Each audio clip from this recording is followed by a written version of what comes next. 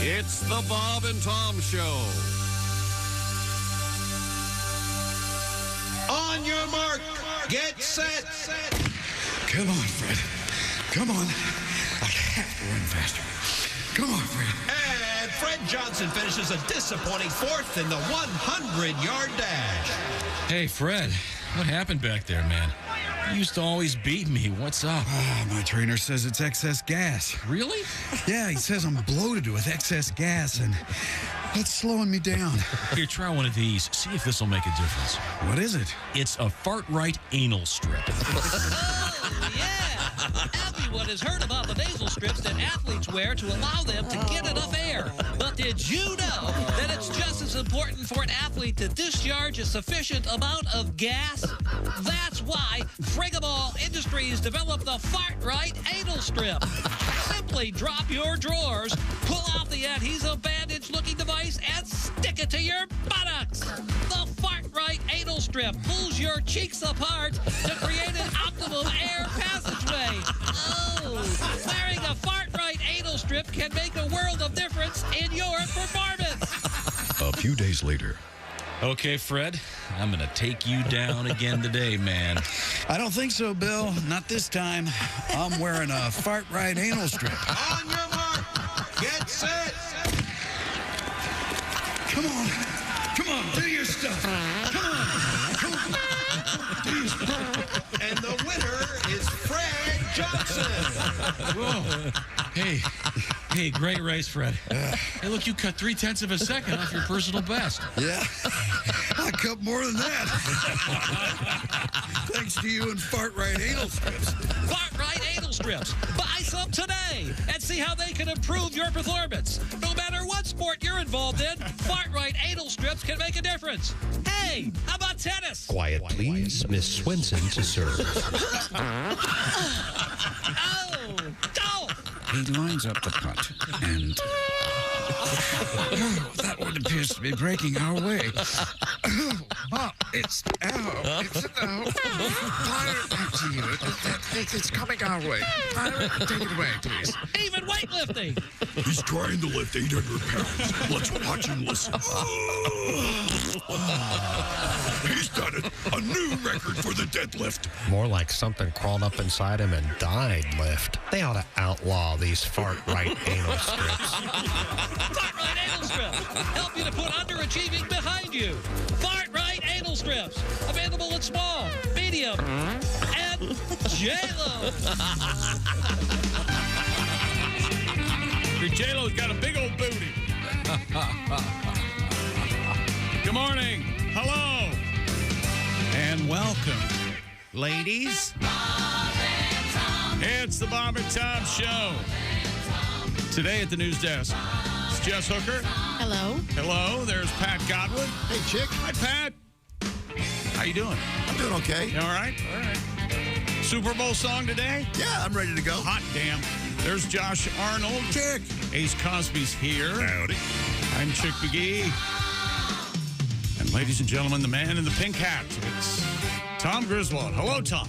Hello. Hello. Thank you very much for joining us. welcome. Just getting organized over here. We got a lot going on. Very excited about today's show.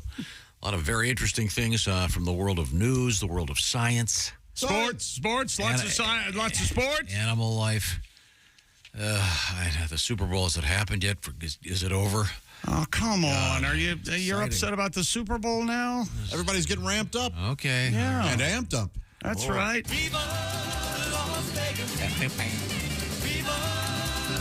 It's just so beautiful. says Sergeant Bilko as he's crying. Oh, yeah. He's looking at Vegas. Oh, my God. It's so beautiful. Well, yeah, we'll be hearing about the Super Bowl. Sure. I think we're going to check in with Willie G in Vegas, see what's going on. He's got some of those prop bets. And I've got a very special story for the one, the only Jess Hooker. I don't know if she's heard about this. I can't imagine she hasn't. But for the fifth straight year, the fifth or sixth year, in the city of the Super Bowl, it's called Shaq's Funhouse. And Shaq Diesel has a party at the Super Bowl city that starts tomorrow night. Whoa. And continues, they don't put an end time. but it's think a small town carnival, bigger than that, but all these stars and musical that you would have no idea who they are, Tom. For instance, Jordan Poyer, Jack Harlow, Adam Levine. You know who he is? Maroon 5 guy. Okay. Good singer. Okay. Meta World Peace. I know Meta. Juju Smith-Schuster. And let's see. I've never met a world peace I didn't like. Lil Wayne's going to be there. Lil Jon. I always got Lil Wayne and Lil Jon confused. Maybe they're going to have a little show, like a little Little duo. John is the one with Robin Hood. No, Lil Jon is from the window to the wall. Till the sweat runs down my ball. Diplo. All them bitches cry. You'd like that. Yeah, that's a good one. We're going to play that for you. Oh, that sounds lovely. True American poet. And Shaq Diesel's going to be DJing. He's got the big last thing up there. thing I would Shaq ride did, he that didn't ride. show up, you'll recall. Well, no, that wasn't a Super Bowl Yeah, that was a different event. gig. That was a different event that Closer they tried to to us, get him to. yeah. Yeah, they, Well, that's not he would not show up at a Super Bowl. would No, he? it was because of it was another sporting event. He had an obligation in the NBA or something. He double booked. Double book. He's double booked. Yeah. Booking error. That's what that Right. was. So what exactly does Shaq do? Get up there with a computer and thrust his finger into the air like all these DJs? He can do whatever he What a wants. fraud that is. What a fraud that is. You know who does that is Al Jackson. You can ask him this morning if that's a fraud. I will. Yeah, find out. I can stand in front of a Mac and thrust my finger in the air. Hey, this is music someone else created. Yeah, that's right. You get to turn knobs and stuff. Ones and the twos? Oh, massive fraud that a bunch of people are buying into. You're gonna make him mad. Here's Lil Jon. Wow. Yeah, I heard it. It's great. He's hot. That is a fun Adapted from the T.S. Eliot. If I was in this band, I'd be the guy on the coach's whistle in the background.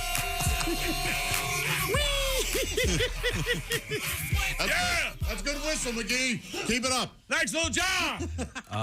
Oh yeah, I'd be in charge of hype.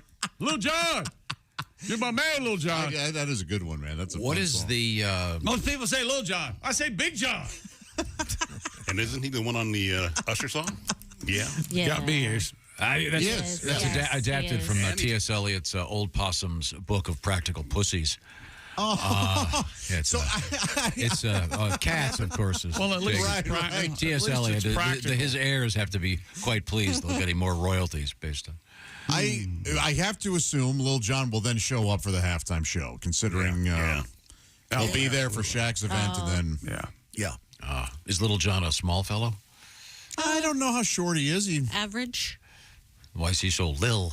I don't know. I don't know where that came from. I think nicknames start when you're little. Yeah. I think it might be if you use your brain for just a second instead of being so, what's the word, angry.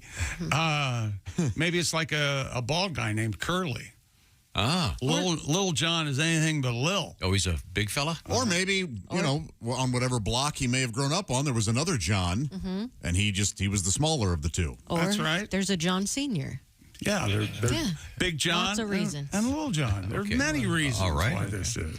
Why didn't you go with a Tom Jr. for Willie or Sam? You didn't name any of your kids No, Tom. that's Jr. a huge mistake. Is that right? Yeah. Yeah. I could give you a very concrete I was example. just getting ready. We know Well, I guess the most famous one would be John Hinckley Jr. Yeah. It's got to be rough for John Hinckley Sr. when he goes to the club. Isn't Dahmer's dad named Jeff too? I think it is. Ugh. Hey, John, how's the boy doing? Well, he was reamed with a broom handle for eating people. Oh, wow. Oh, really? That's rough. Yeah, no. That's a huge mistake to make. Don't do that. I've never understood why anyone would do that, but they do. Now, we have a lot of other delights coming up into the world of news this morning. And we're only touching the tip of the iceberg that is the Super Bowl. We've got problems with seating arrangements. Where's Donna Kelsey going to sit? Taylor's definitely going to be here. We're all losing. This is red pepper hot right now, Tom, as far as important goes. Yeah, I don't care about any of those things. Well, that'll help. And broadcasting a nationwide morning show, this will really help. Thanks for the support, Tom. I appreciate it. I might enjoy the game. No, I appreciate it. Perhaps the commercials. Thanks a lot. Where Taylor Swift's mom sits, I'm sure that they'll figure something out. We're all talking about. Yeah, that's what. No, we're not. So we're going to go against the grain. What are we going to talk about? No, we do have some interesting. Marty Allen? Steve Rossi? Hello there. Yeah. There are a couple of Vegas just stalwarts. Yeah, Vegas wouldn't be what it is without the great Martin and Rossi. I mean, for those of you not familiar with it. Look what I have. Hello there. Yeah, that just tells me about Vegas. Now, we do have an interesting thing from the DoorDash people involving the commercials that'll be running on the Super Bowl. This is a great idea. I can hardly contain myself. Yeah, I don't know how they're going to do it exactly. I love the DoorDash. I think you can redeem it any time. I don't think you have to redeem it day of the Super Bowl. The essence of the story is everything that is advertised on the Super Bowl, you get one of. Yeah. Huh. Which I assume will mean several trucks, cars, tax services. You're going to, see, you're bringing in, it just doesn't make sense the way you're looking at it. Of course, they're not going to bring a BMW to your house. I think they are. Well, I'd be surprised if everything advertised they're going to bring to your house. Well, yeah, you get one of everything advertised. Okay. Wow. I want to win. I don't know anything about it, so you go ahead. There's a prize winner that'll get this stuff? Yes. You can log on to the DoorDash website and win one of everything. Cool. I think food, but maybe it is cars. I think it's, if I'm not mistaken, it says one of everything. Okay. We'll find out. So it says... so what do they do if they have Prudential or what is that it says the delivery service promised to DoorDash everything from cars to snacks to desserts, even tax services. Well, what about the tax service? Doesn't one of the tax services have a whale as a mascot? Are they going to bring a whale to your house? Hey, Jay, chill, buddy. I want to win one of those Clydesdales. He comes over and watches an hour of television with you. Yeah, I know. Yeah. Oh, remember Jabberjaw? Oh, I do remember Jabberjaw. Oh. He talked like a Three Stooges. Not so hard. Not so hard. It was a cartoon, Tom. Never mind. Go ahead. What you were talking about. I don't know. Jabberjaw was a cartoon great white shark who sounded like Curly, didn't he? Yeah, absolutely. Oh, really? I never saw Jabberjaw. Oh, you'd like him. Must have come after my cartoon phase. We'll find out about DoorDash winning all this stuff. That's a great idea. You can enter by going to DoorDashAllTheAds.com. Find out more. Now, also coming up, we have interesting things about the moon and Mars. They're still up there? And it might affect something. We have a story that really is going to bring back a big memory for Chick McGee. It involves stealing ice. Oh, I never felt more alive. Man, oh man. It was just like Ocean's 11, Josh. I was there. I had the cool music in the background. I asked Matt Damon, you in or out right now? It was great. Just great. Elliot Gould helped fund it. Damn right he did. And we have more of those, and I don't get this, more of those things you can do to your ex. Oh, like buy a cockroach and name a cockroach. Fed to a lizard or whatever. Hey, I got some advice for you. Let it go. But we'll see the new ones. They're both doozies, or in one case, doo-doozies. No. Yeah. Right now, I want to talk about the fact that when we get in here early, we really need to get a good night's sleep. Thank you, Sleep Number Bed. I love my Sleep Number Bed. And I will do the survey. Mr. McGee, your sleep number setting is? 100. Nice firm mattress, Tom. That's what I like. Now, Josh, your sleep number setting is what? Mine is 35 and my husband's is 100. That would be Kristi's answer. And now ask Josh. Aren't you hovering around 65? Yes, but I know you hate my answer, so I gave you one that you like. Okay, thank you very much. The point is, there's a lot of that going on today. Either side of the bed has its own adjustable firmness, so everybody's comfortable, everybody's happy. And these are smart beds. The Sleep Number Smart Bed, by the way, rated #1 in customer satisfaction with mattresses purchased in-store by the independent organization J.D. Power. So if you want to read about that, by the way, go to jdpower.com/awards, and you'll see that the Sleep Number Smart Bed is #1. Now, What am I talking about? Well, I'm talking about a great sale because just around the corner, it's President's Day, and the Sleep Number folks have said, hey, let's start this right now. So they've got an incredible 50% savings on the limited edition Smart Bed Plus. Special financing is available. That offer is for a limited time. All the more reason to take some time this weekend or maybe even today to check out your local Sleep Number store. You find it by going to sleepnumber.com/BT show. I know I love my Sleep Number bed. And I think it's year 19 for me and my Sleep Number bed. And as we mentioned earlier, Kristi Lee's got a new husband and a new Sleep Number bed. She's got the king. Oh, man. The king that reminds me of Vegas. It reminds me of the Super Bowl, oh, baby. King, who you betting on, King? We'll find out all these answers when we return. This is the Bob and Tom Show. Hey, it's comedian Roy Wood Jr. You're listening to Bob and Tom Radio. Hey, Roy Wood Jr., Mark Allison with you, rolling through a Thursday morning. It's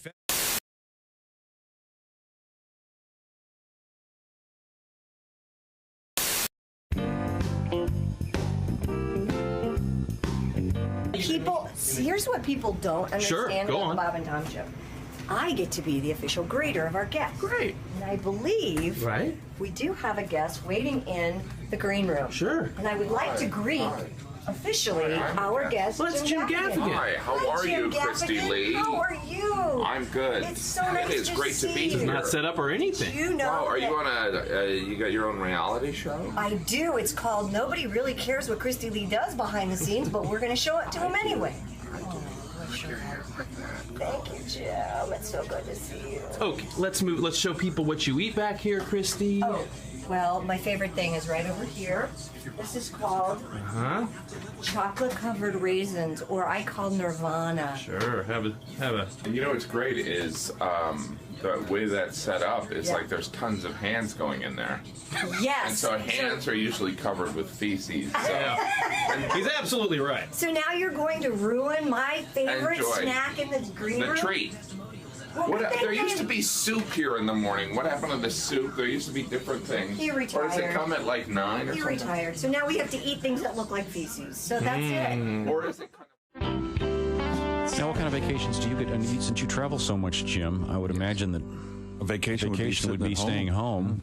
Yes. I know last summer you had you went camping. Your semi-disastrous camping experience. It's my wife. I married this woman who loves to camp, and I'm indoorsy. Yeah, you know. She always brings up camping's a tradition in my family. I'm like, hey, it was a tradition in everyone's family till we came up with the house. My parents never took me camping. You know why? Because they loved me. You know, if it's so great outside, why are all the bugs trying to get in my house? How true. Boy, I'm with you on that. Happy camper. Has anyone ever really been a happy camper? Because whenever we use that term, we're being sarcastic. Yeah. He is not a happy camper. Well, why don't we just call him a camper? He's miserable. You know who's a happy camper? The guy leaving the campsite. He's the happiest camper. He gets to take a shower. Yeah. It's a camping thing. Camping. Are you a shower man versus a bathtub man? I'm a neither. I'd rather do nothing. Yeah, just lay in bed. The shower, yeah, definitely. The bath thing, that seems like a lot of work. It does. That just seems, I don't know. You have to wait. Yeah, it's just you gotta figure out. You gotta stand up. Mm-hmm. It's like once I'm standing, I don't want to have to, sit down and then stand again. I'm that lazy. And chick's like, brilliant. You are talking my language. I never thought of that before. And when you stand up out of a bath, don't you have all the suds on you too? Yeah. You're sitting in all that. Then you got to go take a shower to clean out. Then you have to rinse off. Take a shower. I don't understand it. And they're slippery. Old people get themselves broken hips all the time in them. Yeah. Mm-hmm. I hate bathtub showers more than anything. Relaxing. No, they're not. No. Yes, they are. Men want to primarily do physics experiments involving flatulence. Basic stuff. Oh, yeah. It really does bubble. How about that? Hold a match to the surface of the water, that sort of thing. I would have never thought of that. I've not thought of that either. This is the first show Now in a you're long gonna time. wanna take a bath. I I'm going to have to take a bath to see if it works I now. have to take notes. You guys don't take baths with your significant others? Well, sure. I mean, I've done that. Not if you want them to stay your significant others. Honey, let's take a bath. Why don't you do that? I got check out Sports Center. You know what? You know what Kristi wants? She wants a bubble bath and some sodomy. That's exactly No. See, we have to explain. You have to be very careful what you say and it's taken out of context. Family-friendly show. That doesn't work. See, people don't realize that Kristi didn't actually say that. Chick and some sodomy. Well, who is that then? No, but I mean, she said it in a different context. We were talking about something totally different. I mean, you have it on tape. Isolated. You just keep playing it, right? Yes. I don't know what you're talking. Do you see me moving? Kristi, what do you want for sodomy. Christmas? Well, now, Jim, now you're playing. I want some nice. Don't play Kristi the game. wants some perfume and some sodomy. Okay. Wow. Do I have to come over there? I'm not feeling well. All right. That won't be on the TV show. No.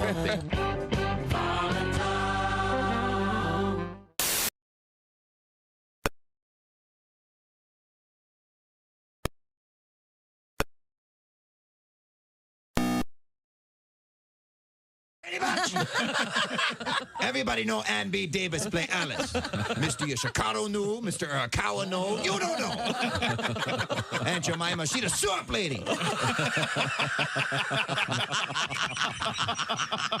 She don't clean for Mike and Carol. I shall bind your feet for 2 days. I mean, how do you think sushi got invented? Screw you, cook for yourself. Where are you from, man? Patterson, from Patterson, New Jersey. Oh, sure. That's famous. Yeah, you know, small, thugged out town. You know, it's tiny. So small, we used to get robbed by people we knew. That's small. People like, stick 'em up. I'm like, Andre? I'm going to tell your mother, man. By the way, how is Aunt Carol? How's she doing? I'll come over for dinner. Hi, this is Ross Bennett, and you're listening to Bob and Tom Radio. Welcome back to the Bob and Tom Show. Hello, hello, hello. Here's Tom and sharing his excitement with Super Bowl 58 on Sunday. I'm excited about it. It'll be nice. Is that right? There seems to be a little bit too much information about a lot of different aspects of it. However, we will be checking in with Willie G, son number 2 in Vegas, coming up a little bit later this morning. You like to number him?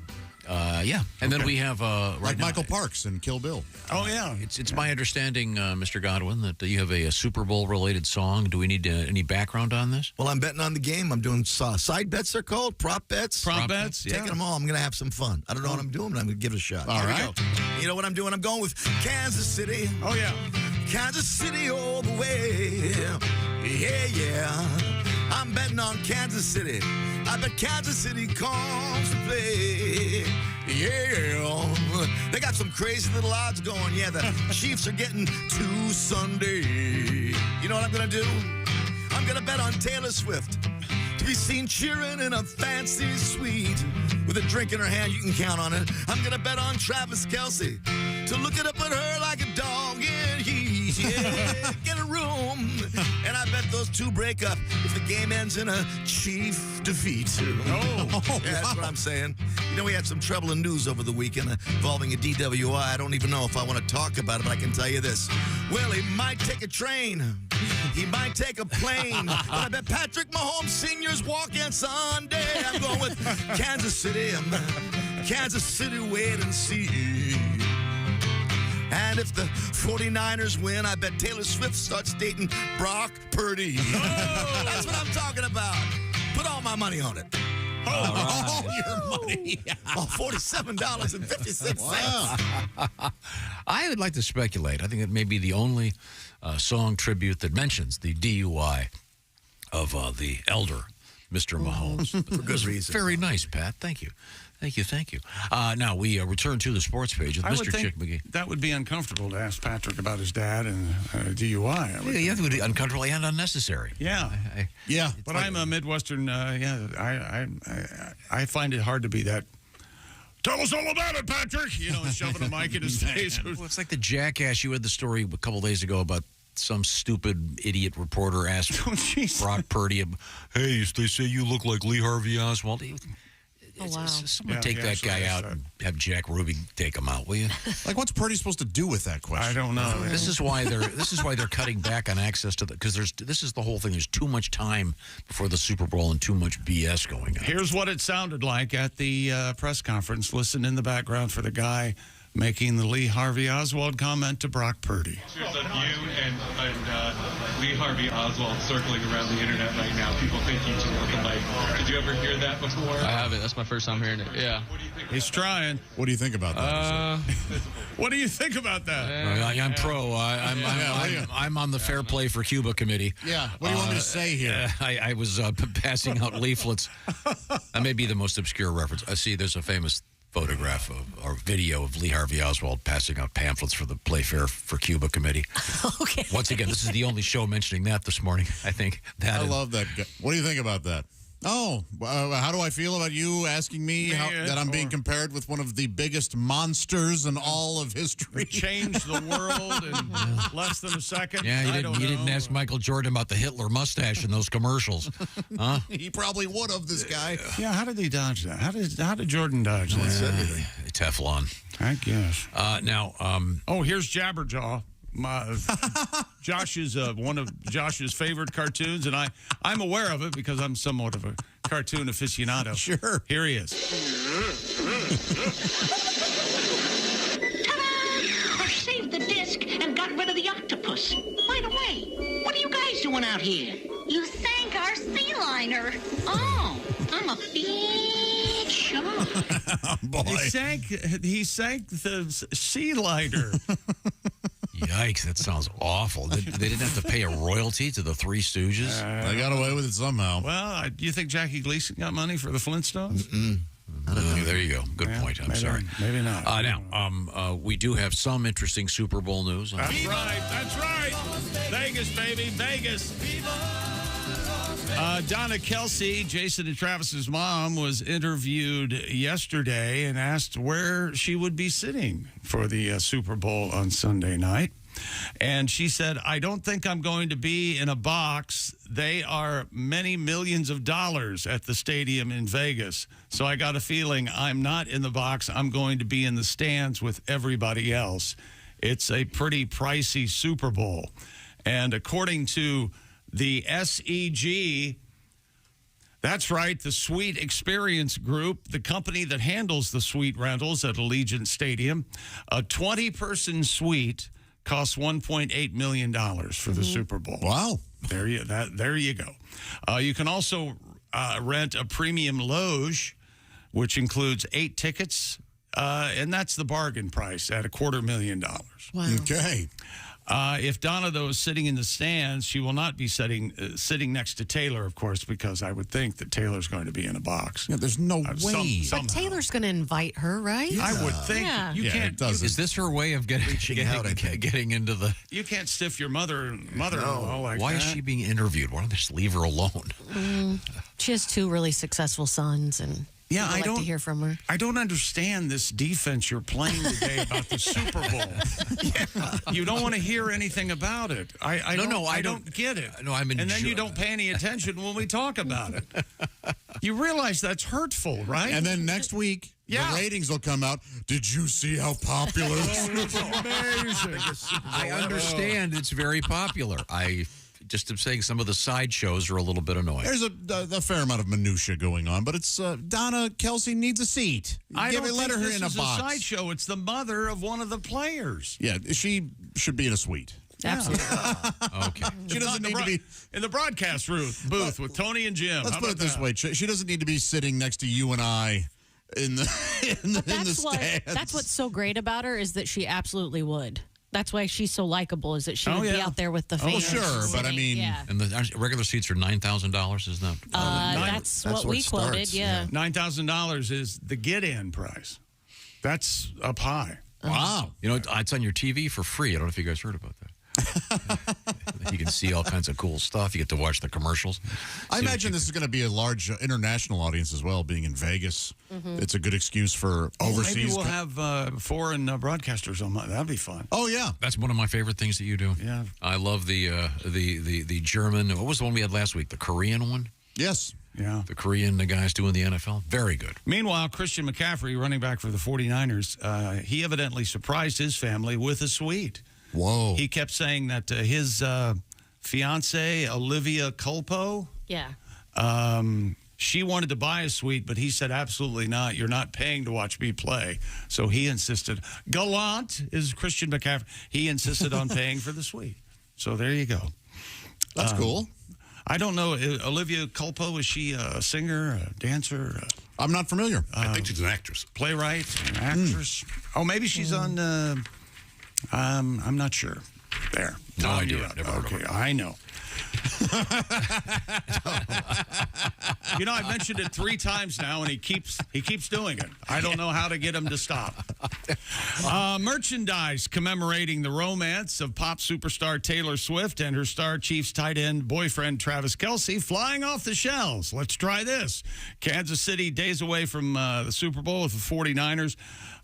Let's see. You can buy prayer candles featuring Taylor Swift. Oh, yeah. Oh, you can buy a prayer candle with any. Yeah, there's Eddie Vedder's on the side of a prayer candle. What? Yeah. It's like the Catholic saints. Yeah. Except they're putting you can celebrities get, on them now. In Austin, I saw in Austin they have a prayer candle shop. You can get Willie Nelson and Eddie Vedder on the side of a candle. Yeah. And are these a specific type of candle?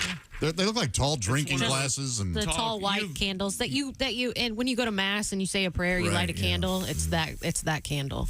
And there are ignitable cakes that burn away a Chiefs logo to reveal Taylor Swift's picture underneath. All right. How about that? There's some technology. How does that work? Flammable cakes are really big right now.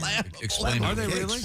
So it became popular, but somebody was showing you like, hey, we shouldn't be eating this icing. It's flammable.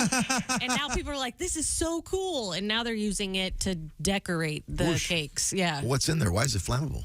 Whatever the dye or the stuff is. So wait a minute. So it burns off the top layer? Yeah. And then there's something else beneath it? Uh-huh. Mm-hmm. Whoa. Like a gender reveal thing sometimes? Could be. Yeah, I can see this starting a house fire. Oh, man. This sounds really dangerous, but cool. Yeah. I can't wait to see it. You like fire. Oh, I do. Yeah. I do. I just got my 3 of my new fireplace lighters yesterday. I'm very excited. Are those the ones that look like tongs at the end? Yeah. And then it's like an extendable antenna. Nice. And you plug them into a USB, and then they charge up, and then you press the button, and there's like this Frankenstein little spark. They are fun. Yeah. So it's not even a flame, right? Oh, no, it's great, though. You can light your gas logs, and you don't have to bend way down, and plus you get the experience of... Could you Miyagi a fly with that? Like if one was flying around the house, yeah. to try that is the greatest idea you've ever had. Josh, you've had a handful of good ideas. That one, my friend. Well, wouldn't you feel really powerful? Zerp. Oh, may I add something? Yes. Blindfolded. Oh, man, yeah. Reach out with the force. Very zen. Yes. Back to Vegas and Shaquille O'Neal's big party, Shaq's Funhouse. O'Neal has decided to offer potential attendees more bang for their buck. The NBA legend's 6th annual Shaq's Funhouse, planned for tomorrow night in Vegas. He made the decision to lower his rate after purchasing an expensive suite at the Formula One. Cost nearly 5 times more than normal to watch the racing event in Vegas this past year. So he's going to start his party tomorrow night in Vegas. It's a concert. There's a Ferris wheel. There's a merry-go-round. There are games you can play. And enough ecstasy to get Africa high. And Holly and Lil Wayne and Diplo and, of course, Shaq Diesel. That's Shaquille O'Neal when he's a DJ. Miles O'Neal, I'm not sure who that is, and DJ Irie will also be there. Irie. Not Iria, like in DJ Aria, DJ Aria, whatever. Let's get to this while the getting's good.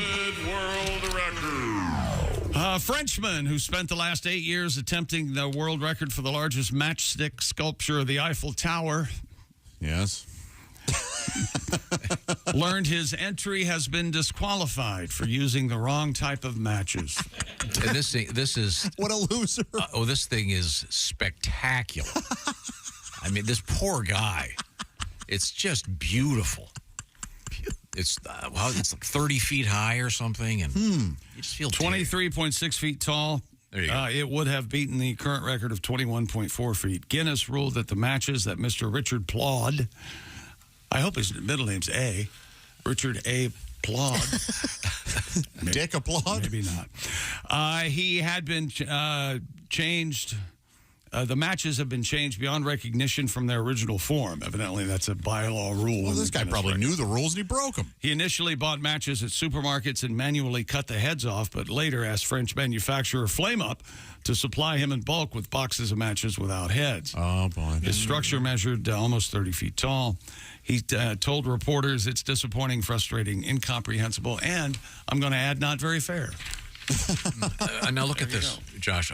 This thing is absolutely spectacular. The detail, it's made of matchsticks, and it looks structurally sound. I'm assuming he used a lot of glue. It is pretty cool. But this poor guy, if he spent 8 years of most of his time doing this, don't you think he would have checked in with him about the matches? Yeah, for sure. But what's he going to do with it now? Take it to Burning Man. I mean, then they could go up like. But it did remind me of this. This is something. See if you can identify the band here, Jess Hooker. Oh Lord! Yeah, here we go. Listen. Let's just give this a listen.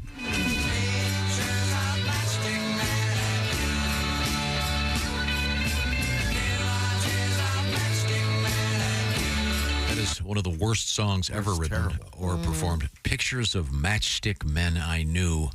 It was hit in Europe. What now? It was hit in Europe. Thanks, Ace. Well, it oozed its way over here for a little while, didn't it? I don't know if there are any classic rock stations that go that deep. Who is the band?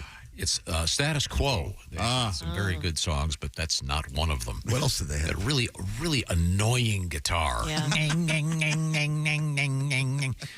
Matchstick Mayonnaise. It was a big hit, huh? Okay. Well, big in Europe.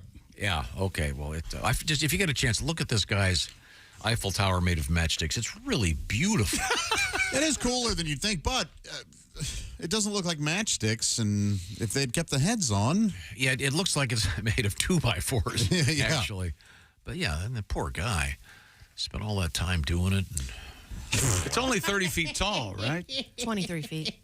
It's huge. But I don't know how to ask you this without sounding like a jackass. But if we could just bottle a little bit of this enthusiasm that you have for the model of the Eiffel Tower into the Super Bowl this weekend, any bit of that enthusiasm. Do you think you're taking this a little personally? That would really help, Tom. Maybe. That would really help.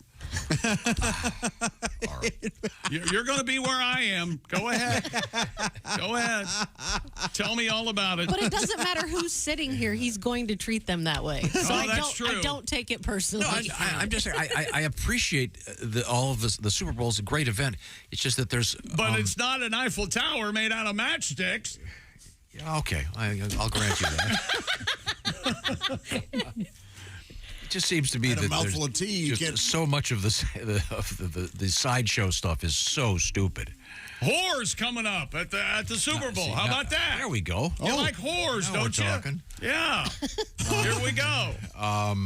Whores. Oh yeah, he does say that. Whores. Now, perhaps you have a lover out there. Maybe you want to get her something nice for Valentine's Day, or ladies. Perhaps you want to get your fella something for Valentine's Day, or your gal, whatever you're into. It's okay. It's okay. We put the S in LGBTQ. The S stands for shopping, and what we'd like you to do is consider our buddy Steven Singer. Steven Singer at IHateStevenSinger.com. He's got a bunch of stuff just for you and for her or for him or for anybody. I'm talking about those Malibu pink roses, real roses, dipped in gold, hand-painted. Malibu pink is the operative color this year. There's one right over there. It's gorgeous. It comes in a beautiful box, and it's got a nice Valentine's Day card. So with one quick, maybe 5 minutes on your phone, you can get this completely accomplished by hitting IHateStevenSinger.com. About $59 for one of those beautiful roses. Kristi has this gorgeous bracelet. I want to say it's about $250. It's beautiful. Diamonds, and it has got kind of an antique look. Steven Singer's got everything. He's got those great earrings. And again, the presentation's important. Kristi suggests getting the Malibu pink, beautiful gold dip rose from Steven Singer Jewelers and dangling a bracelet around it. I say get her diamond earrings and put them in the P's. Give her a nice fillet. or fish if she's a pescatarian, and you put the diamonds right there. Oh, look at those! There's those peas are absolutely twinkly, Zelda. And she goes, "Oh, delicious! I think I just broke the crown in my mouth." So maybe you'd put them in the mashed potatoes. The point is, Steven Singer Jewelers is going to save you, and it's going to make Valentine's Day very, very sexy. Don't incorporate any food into giving these away. Fine. You could put the bracelet around a banana. Now, how lovely! that really doesn't have the romance of maybe put it around some ice cream, like something more palatable. IHateStevenSinger.com. Tell Steven we said hi, and be sure to say hi to his dog Buddy. And I've got a nice little present for Buddy. For Steven coming up. Now, I'm looking forward to, what are you saying? Whores! Whores at the Super Bowl. Whores at the Super Bowl. Yeah. Okay.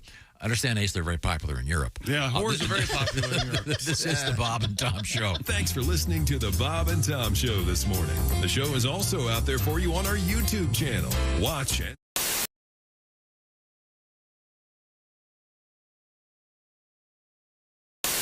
Morgan Freeman reading Little Miss Muffet sat on the tuffet, eating her curd and whey.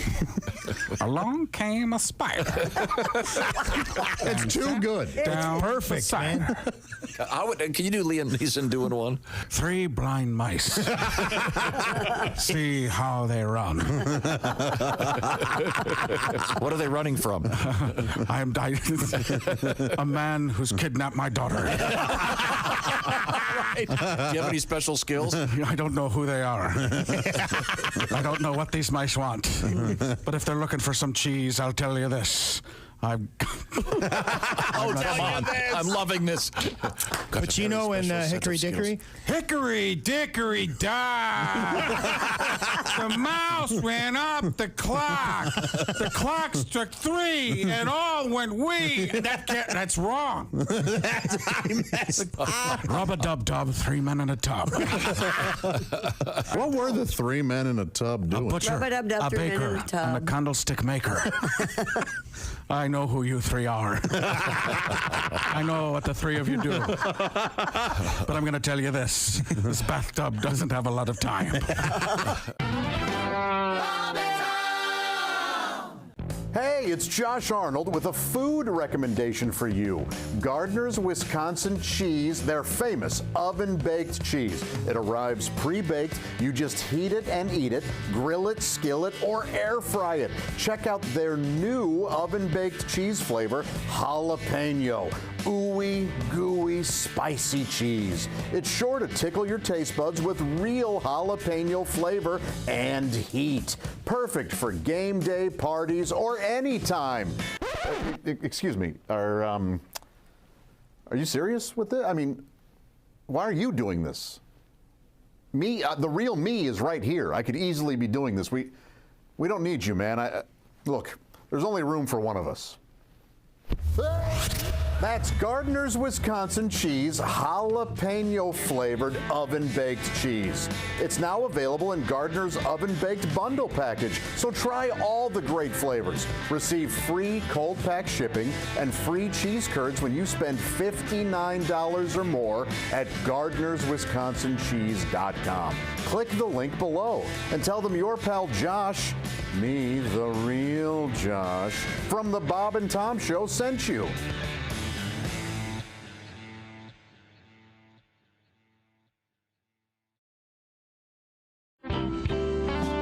Today we're going to do a cover, the only cover that we do. Yeah. Oh, good.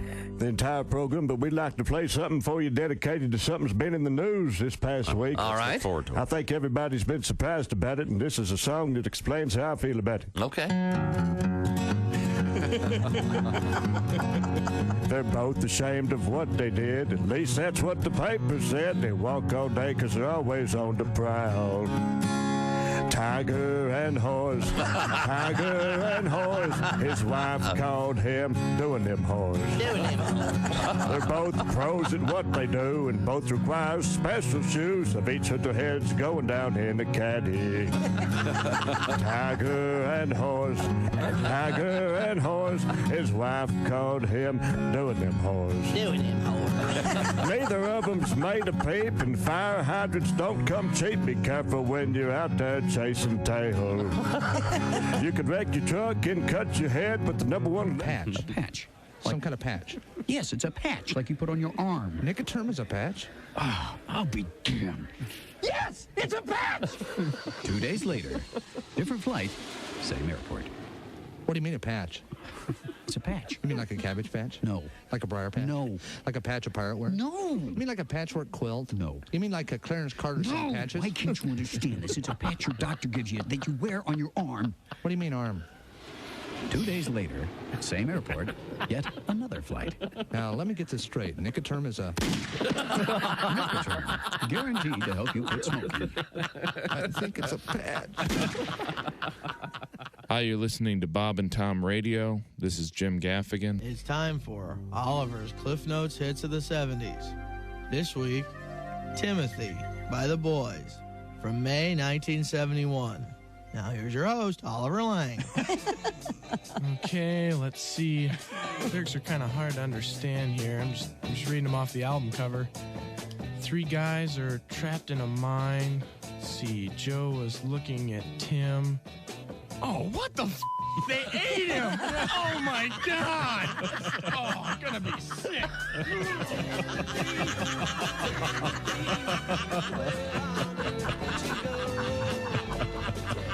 This has been Oliver's Cliff Notes Hits of the 70s. Okay. Wow. We have Doug Moreland on the line. Doug, good morning. Good morning, guys. How are you? Kristi. Doug. Okay, your dog's name is Holly, I understand. Holly. Short for Jalapeno. Can we hear her sing? Is that? Yeah, it's called I Taught My Dog to Say I Love You, and she means it. Okay. Well, let's hear it. I taught my dog to say I love you. I love you. I love you. Is there anything sweeter on the face of the earth? She means it. You're a good girl. I love you. Come on for the Bob and Tom Show. Uh-oh. I taught my dog to say... Jeez. Okay. Are you sure you're not squeezing that dog?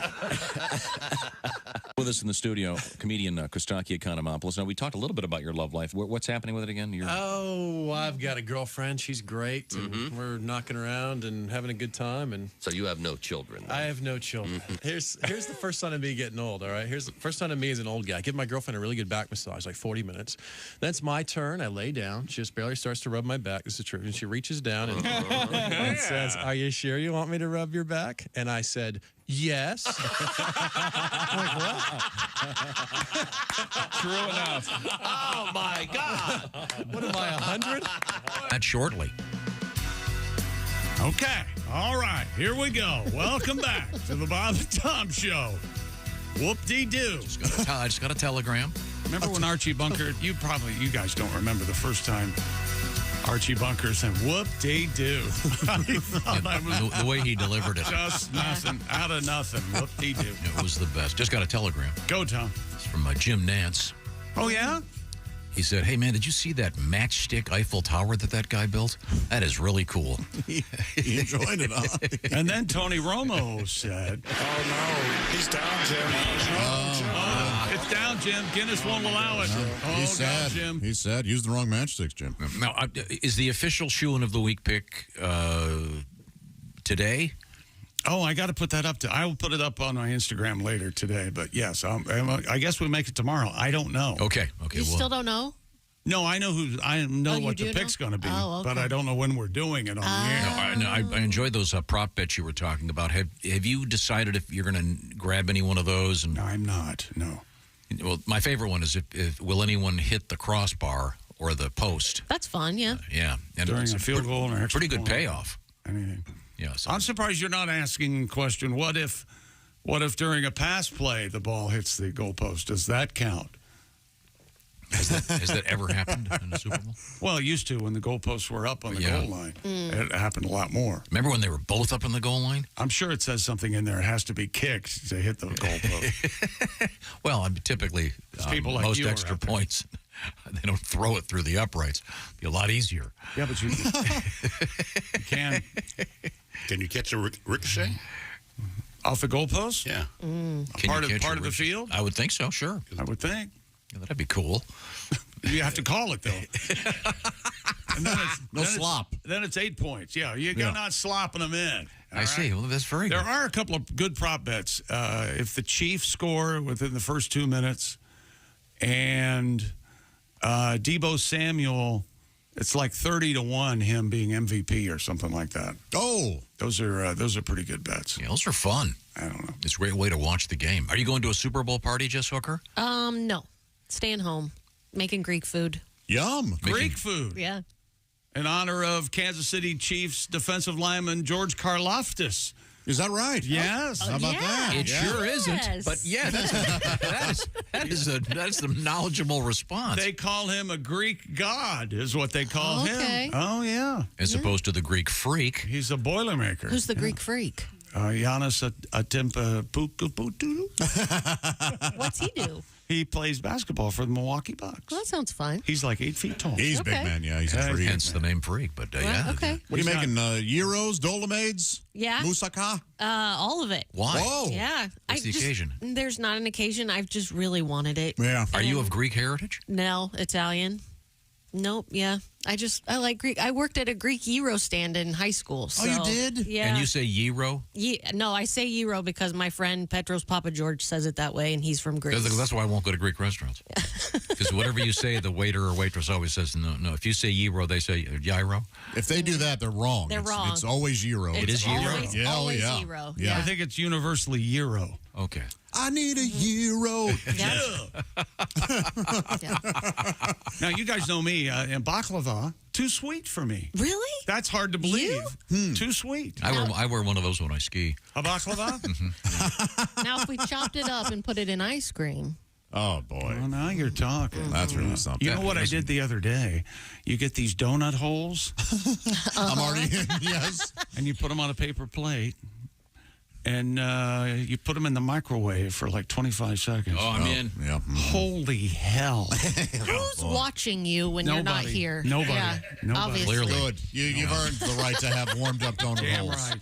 Yeah. I'm home. You know what? It's quiet. There's nobody going, Yeah. well, this sucks. No. Nobody doing that. It's I got into a great. huge argument yesterday. Oh. Yeah? Did anyone notice? So I'm on this. I don't know. He's mad about something. I'm on this high protein diet. My doctor's got me on, and so I'm eating chicken liver all the time. Oh, yeah. And I love chicken liver. I do too. So the problem is it stinks up the house, Yes, it does. and that's a problem with when you have little girls running around and Smells like dead chicken. a big girl or two running around. So suddenly I'm informed. This is why you got to hate Google, and suddenly I'm informed. You're not supposed to eat chicken liver more than once a week. Because? I don't know. There's some cholesterol thing. It's fraudulent science. The point is, so now I'm not going to be able to. So now you need an extra kitchen. But you have a stove fan? For the smell? Yeah. Yeah, that isn't the issue, Ace. It's the fact that I'm enjoying my freedom. Yeah. I think. It goes deeper than just the odor. Yeah. But once again, thanks for the aside. I'm sure it sounds a lot worse, and you're doing some of this to comedically enhance. Right, he is. Oh, no, there's someone standing by the stove reading the phone. Well, it says right here that you can't have chicken liver more than. You can get gout by eating too much liver. That's true. So you just got to be careful with that. All right. That's all I'm saying. It's not a big, it's just painful. That's all. Pretty painful, right? Yeah. A lot of protein in peas. Did you know that? There is some pea protein.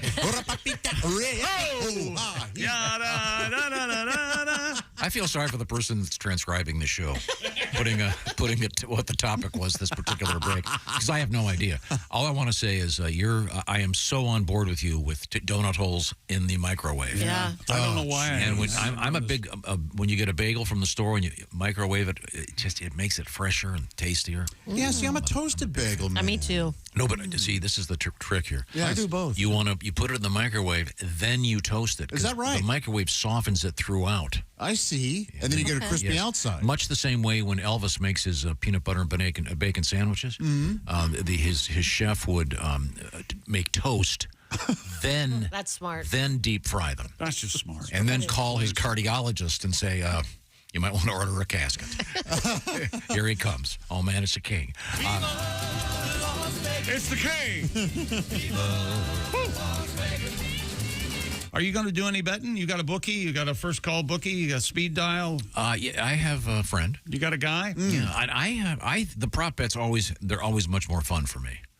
And we used to all go to see the Super Bowl together, and we had the chart up there with the squares. I loved that. We can do that. Jess was there a couple times. Yeah. You thinking in Vegas, Carrot Top will make prop bets? Thank you very much. He's a prop counter. Wait a minute. I saw that in Reader's Digest. Yes. That's a fine joke. Humor in uniform or whatever the hell. Let's do a chart. Can we do what do you call it? Yeah, the squares. Square tomorrow? Yeah, we'll buy squares. All right. Each of us are going to have to buy like 10 squares, but we can no, it to no other 12 people because in we'll the be buying building. aces. Well, there's only other 3 more people in the building. Right now. We're coming right back with more Super Bowl news and whores. Cool news about the moon and Mars. And this is a staggering story about science and blue cheese. That's right. Scientists are examining blue cheese. I guess they got that cancer cure done. This is the Bob and Tom Show. Got something to say? Send us an email, bobandtom@bobandtom.com. This is the Bob and Tom Show.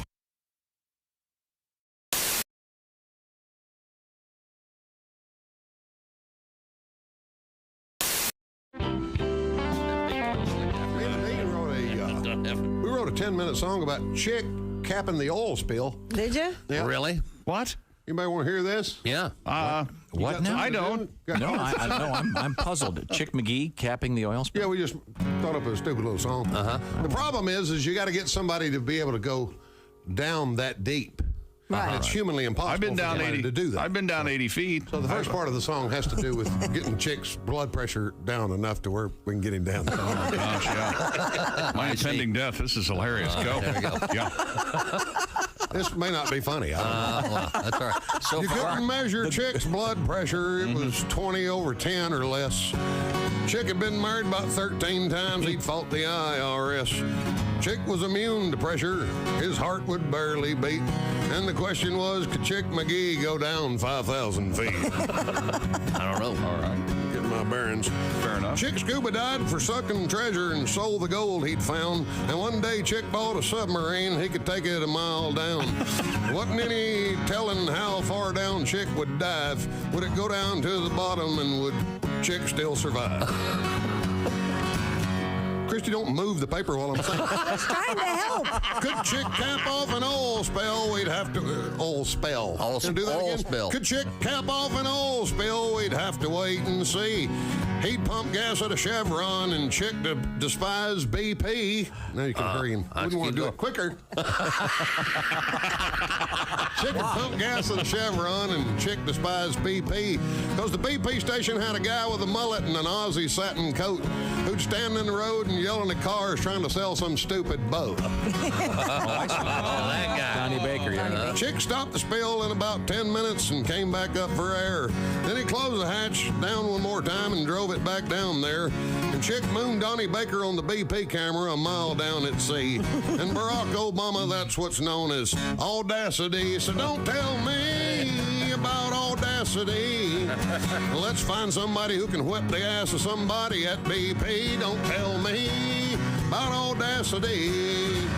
Yeah, show me a man that's smart and gracious, a man that's sort of spacious. The man who defines audacious. Chick McGee.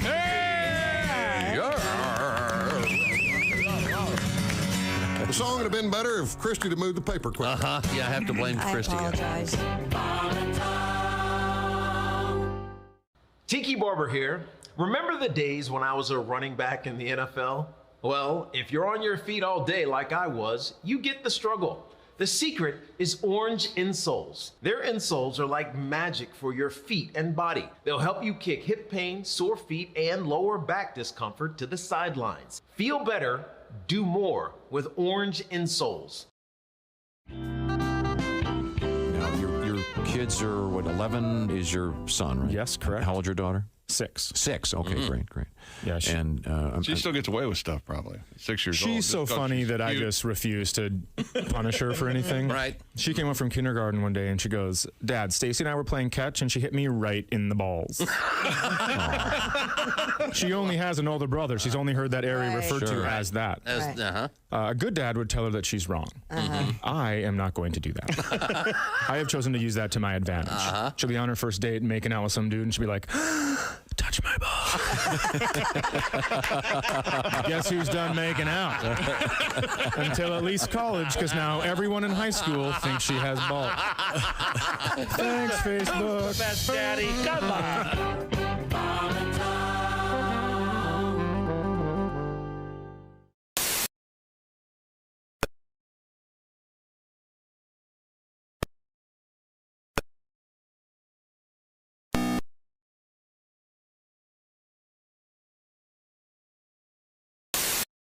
Tom 24/7. This is Bob and Tom 24/7. Right now, we've got Bert Chalice as our guest. Did you drive here from? Yeah, I drove over and no longer driving my Yugo. You know, I had got rid of it? Yeah, I got a Yugo for a while because I bought a Yugo because I had the coupon. You know, sure. And it's not much of a car. You turn up the radio, the car stalls. You know, no rear view mirror because nothing will be behind you. Believe me. You can actually tick off the Amish people. You know, they go by and bullwhip you. You know. Sorry, they don't have horns. I got places to go.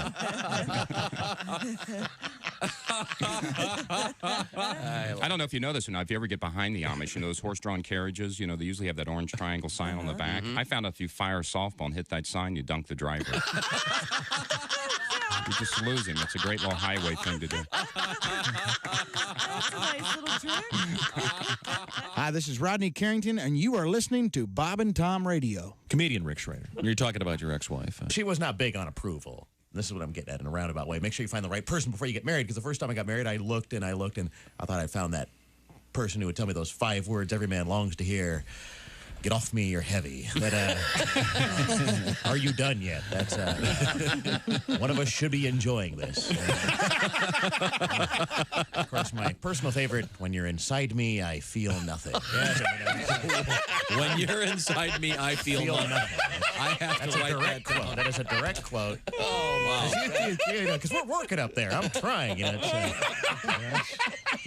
Boy, I got it in myself that time. I think I'm on a roll here. But women have such a hard time achieving orgasm. Maybe it's because you got a big, fat, sweaty guy on top of you. That would break my It's strange living back in America. America's like a foreign country to me in a lot of ways. Why? I don't know. Things are weird. I have friends that don't eat bread anymore. Everybody's on a low-carb diet. Well. And Jesus said, take this bread and eat it. It is my body. And the disciples said, Jesus, we're all on a low-carb diet. We appreciate you dying for our sins, but we're all trying to slim down a little. We want to look good in the painting. You don't say we didn't warn you. There's laughter ahead. You guys want to grab lunch? We can't go anymore. Holy That's a good day's work, everyone. This is Bob and Tom. Nation.com. Hey, welcome back to the Bob and Tom Show. At the news desk, it's Jess Hooker. Hello. There's Josh Arnold at the I Hate Steven Singer sidekick chair. Thank you, Chick. Malibu Pink now available in Steven Singer Jewelers 24-karat gold roses, the #1 gift for Valentine's Day, exclusively and only available at IHateStevenSinger.com. There's Ace Cosby with that Ace Cosby joke of the day on the way. I'm Chick McGee, and here's Tom. And I think more astute observations from Ace. We've had 2 this morning. We'll look forward, certainly, to having a few more. If you had a fan in your kitchen. And let's see, where was I? Jess, you look beautiful today. I like your new haircut. Thank you. I believe it was it Josh or Chick that said it's kind of got like a Linda Ronstadt 1976 feel. Thanks. Now all you need is a Cub Scout uniform, and you can recreate that famous cover. Easy, fella. Down, boy. No, I'm serious. That's a famous picture of Linda Ronstadt. Sure. On stage. Wearing a Cub Scout uniform. Yeah. Rather provocative. I'm sorry. Well, we have Mr. Chick McGee. I can see him right there at the sports desk. Here we go. DoorDash is holding a contest to award one winner with everything that gets advertised during the Super Bowl. This is so cool. There's going to be many, many questions, but I only have the information that I have. All right. The delivery service promised to DoorDash everything from cars to snacks to desserts, self-care products, even tax services. To enter, fans head to DoorDashAllTheAds.com, and there are hyphens in between DoorDash, -all-the-ads.com during the game, and watch out for a special code during the DoorDash commercial. Oh, all right. This is a cool idea. So you can, I get to win a Clydesdale. Whoa. And maybe a Jeep. Maybe a Kevin Hart? Oh, cool. Yeah. I guess you could take it that way, yeah. They probably have all kinds of restrictions. Do you get to go to Disney World? Are they still doing that? Oh, does the winning team go to Disney World? Is that still happening? They usually pick one person at least, and they go, what are you doing now that you've won the Super Bowl? The MVP, they record both teams, and it's a big damn deal. Who started that? I think Disney. Oh, Goodness. I think you meant what player you jackass. I'm going to say. That's my bad. Boy, I remember Phil Simms, and Yeah. that was Super Bowl 20. So they pre-record one player from either team. Does the guy that loses still get to go to Disney World, or I don't think does so. he have to come home and say, "Kids, I got some bad news. Oh yeah, we lost the game. That sucked. But we don't get to go to Disney World anymore." No. What'd you say the We have losing? to go to Six Flags over Texas. What did you say the losing team? That each player gets? It's a pretty substantial amount of money. $164,000. They can afford to buy their own ticket. Yeah, you could go. That'll get two kids and. Yeah, that'll be two kids and half a hotel room. And then the loser gets $93,000 or something like that. Yeah. Okay. And they go to, they record two. I'm going to Disney World. I'm going to Disneyland. Ah, okay. okay. And then I much prefer Disney World. off Yeah. you go. Well, that's a the one. lot more stuff. It says here, Phil Simms is the first player to say, I'm going to Disney World. Wow. First player to say he would visit the famous park and star in the company's commercials, Phil Simms, when he won Super Bowl 21 in 1987 with the Giants. Okay. Well, again, the story that DoorDash, if you go to DoorDash, boy, this is hard to say, isn't it? I can't say DoorDash dash all the. It's DoorDash all the ads, and as you said, each word is hymenized. That's right. As Donnie would have said. DoorDashAllTheAds.com, and you can win one of everything that's advertised. That is really cool. Pretty wild. There must be like a foot-long disclaimer in there. Yeah, because aren't they going to advertise some pretty exotic trucks and cars? And I would think. Hope they play my favorite ad. Which is? For the Silverado. You seen that one, Jess? No. Oh, it's got that great Grand Funk song, Closer to Home. Oh, okay. Tremendous song. Yeah.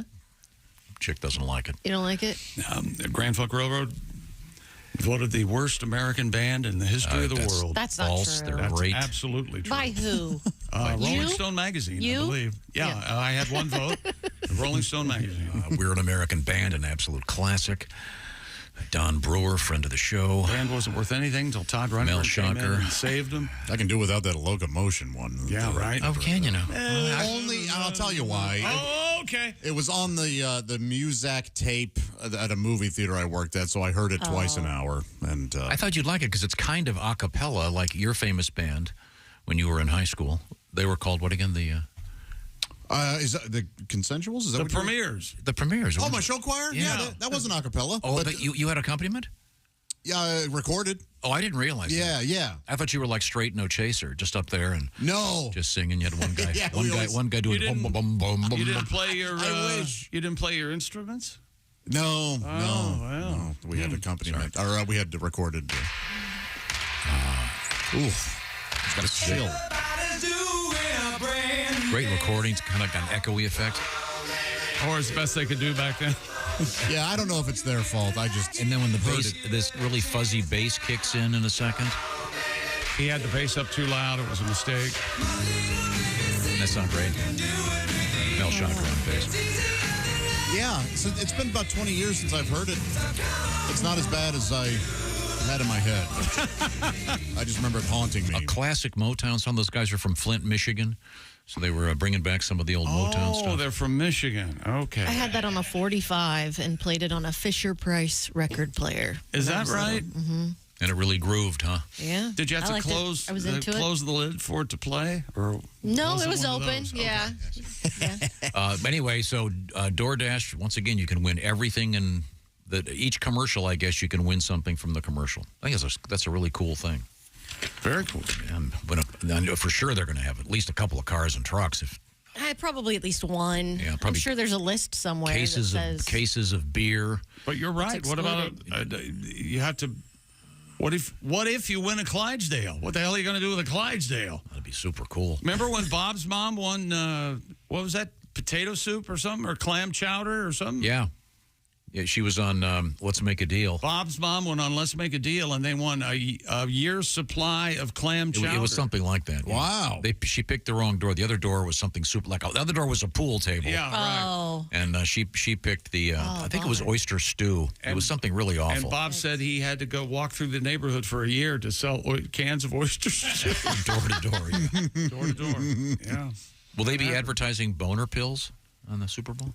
I do not know. We have a story about boner pills. Oh. Do you need a boner pill? We can get you a couple of boner pills. I was just curious, because if they're going to give you one of everything, they have certain adult things they advertise in the Super Bowl. Is there a lot of medication on the Super Bowl ads? I don't think so. It's a little bit more fun. They probably can't do the disclaimers.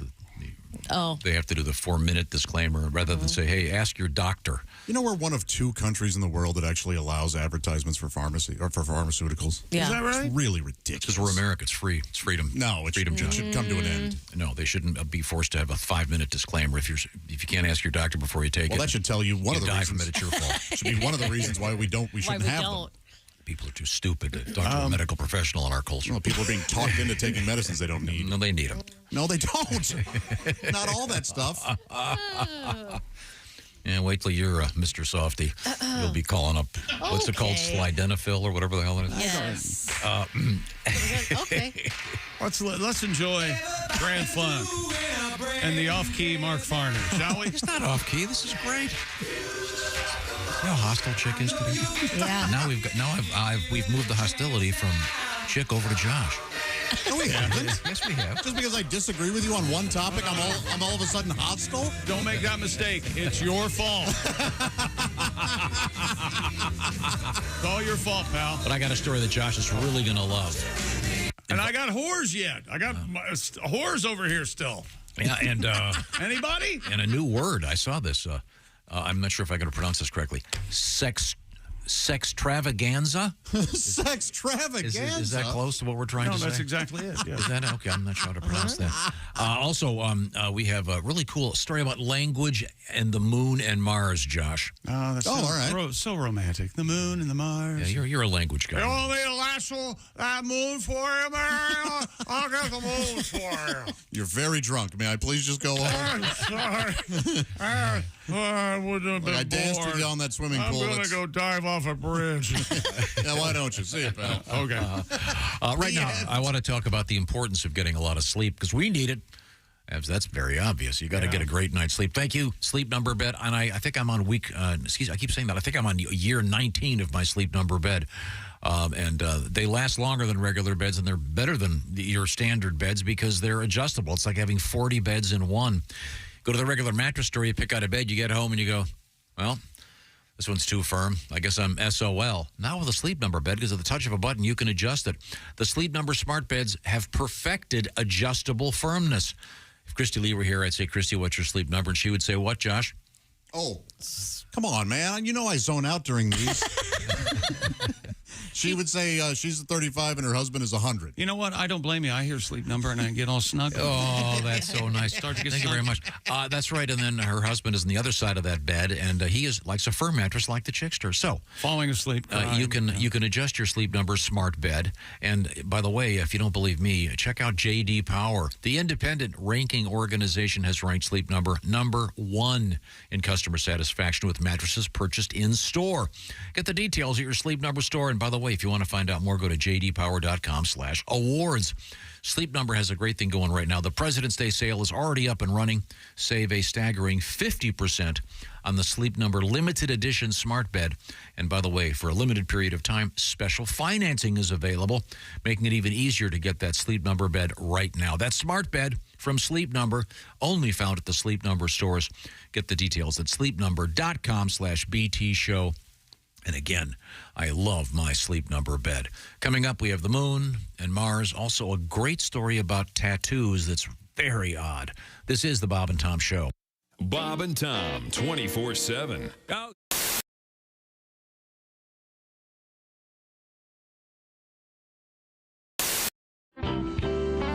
So, again, to go through your dating ritual, you've met some lovely young lady, perhaps after an evening on the town, and you take her back to your place. You get back to the townhouse. She wants to come in for coffee or something. Do you show her your chops? Do you immediately sit down? Oh, by the way, I happen to be. I say, hey, by the way, I don't want to brag or anything, but how about I lay down the thunder?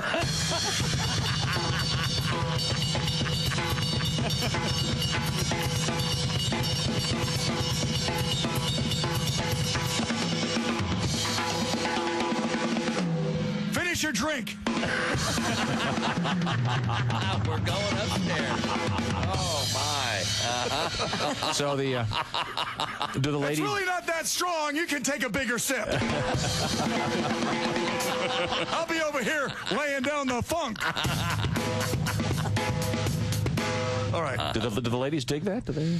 No. Not at all. That you can see them kind of cringe until you stop because it's very loud. Yes, it is. I can't hear it. All sounds good to me. You know, trying to have a conversation with them. So anyway. All right. Do you play any sort of romantic stuff? Do you play like a slow tune, maybe something mid-tempo? With the brushes, maybe? Yeah, get the... No, I don't even own a pair of brushes. No. What's the point, huh? Yeah, maybe Defeats the purpose. You can do some of these things, you know. So anyway. Get your roommate feed your dog?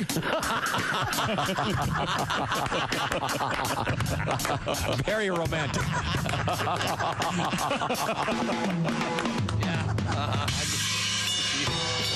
Now, do you have an exit strategy when you sit at the drums? Apparently, hers is the dog one. Yeah, I gotta feed the dogs.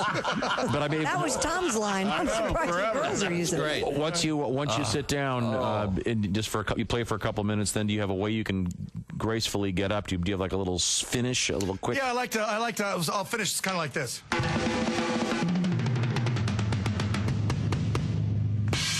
Let's face it, I am great! Greg Hahn, ladies and gentlemen. Wow, that's I love a man with confidence. Now, when you first got out of the Marines, didn't you have to be an usher like at your sister's wedding or something? What was that story? Right, when you come out of boot, first of all, let me just say I was engaged once, and the girl kept the ring. Oh, no. That was 2 hours of salary gone! All right. No. When you come out of boot camp, you're ready for anything. I mean, you know what I mean? Outstanding. That's the attitude. Outstanding. That's the Marine Corps. When I came out of boot camp, my sister got married. She had me seat the people at her wedding. They'd come walking up to me in front of the church like, oh, you must be Patricia's brother. Sit down! Shut your pie hole! I don't want to be your friend! 200 people showed up and put them all in the same row. Tighten it up! We don't have all day! We are totally uncomfortable. Outstanding! Shut your cake, hole or pie. What do you eat, cake or pie? Oh, my God. Comedian Greg Hahn. Why can't we have single vows? How about some single vows? Single vows? I vow to be single? How would that work? Vows, do you promise to sit all by yourself in your quiet apartment with your frozen dinner and your stupid pet fish? Yeah! Never have a ride to or from the airport? Yeah! Sign me up! Parked the lot 88Z, schlepping your stuff. But I want to clarify for Kristi, because I know Kristi's a big Catholic, and I grew up Catholic. I was an altar boy as a kid, and I think Jesus is a great role model, but I think he's kind of like the popular guy in high school where everyone says they're his friend, but he wouldn't name you as one of his best friends. Yeah. Like if you asked him who his best friends were, he'd be like Gandhi, Martin Luther King Jr., Matt Damon. And you'd be like, what about Mike Birbiglia? He'd be like, I feel like I recognize recognize his face if I saw him, if the name doesn't ring a bell. Jesus has a lot of Twitter followers, He does. actually. Yeah. Absolutely. Oh, God. You know what? Let me tell you something. I'm gonna have a wedding agreement I'm putting together right now. I've been writing it over here. The girl's gonna have to sign this before I get married. Okay. Number what do you one, have? Yeah. at no time will your rear end be wider than your shoulders. Okay. Number two, your eyebrows will number 2. Normal size, not super skinny or painted on, thus reflecting mental illness. It's all making good sense so far. So far, keep going, We will have a dog for me to play with and for you to care for. Same with children. By the way, Greg is serious about that. We have had that conversation where you don't say that in joke form. No. You don't do your version where you said to me, I want a girl to marry who we can get a dog and she'll take care of the dog when I go on the road. And that's one of your prerequisites. And pick me up at the airport in your SUV. You've had this conversation. Why limit it to an SUV? Why not a limo? Because you want to drive it. Limo's a good idea, Bob. Good idea. I like limos. And the sign said anybody caught trespassing will be shot on sight. So I jumped over the fence and yelled at the house, hey, what gives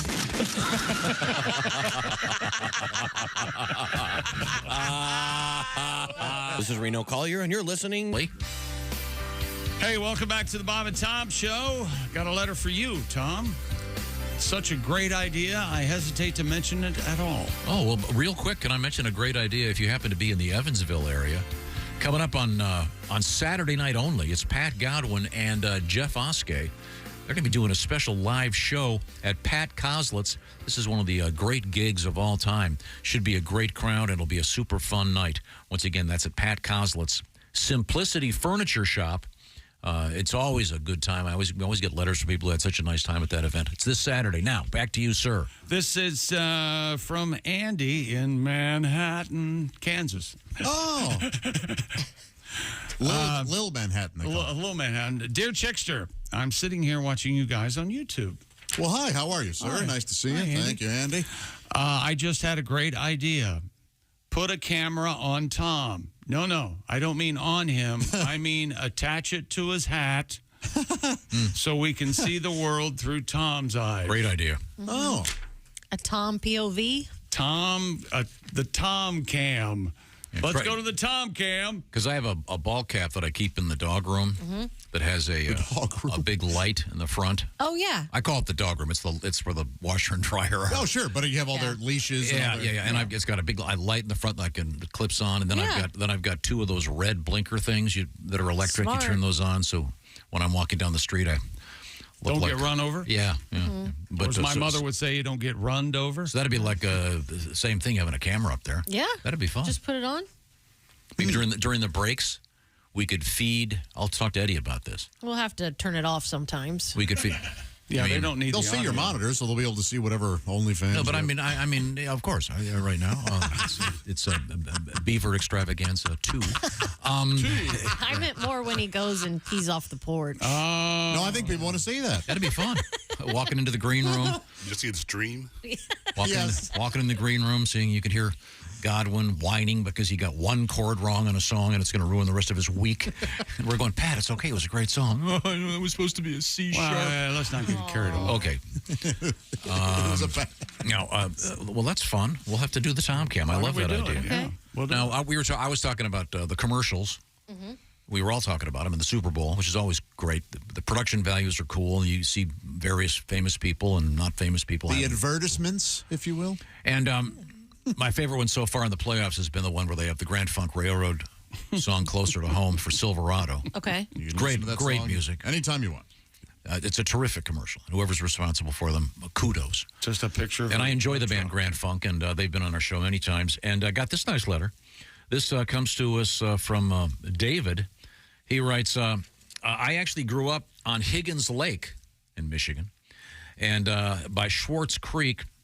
Michigan, huh? My aunt lived across the street from Don Brewer. Don is the drummer for Grand Funk, and of course the guy that sings and wrote We're an American Band. I talk to him all the time. And he goes, this is really fun. My first school dance was Terry Knight and the Pack.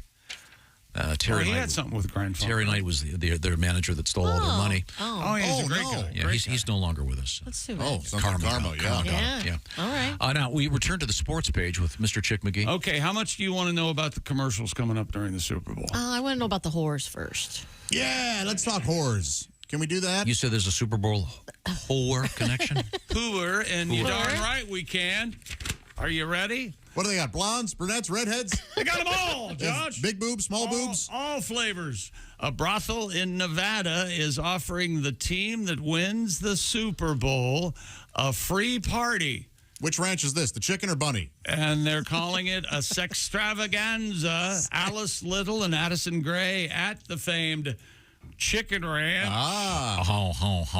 Bookings for their services have skyrocketed this week due to Vegas hosting their first Super Bowl. Yes, of course. Why wouldn't they? Classy. I have not seen any stories. I don't know if Jess knows about this.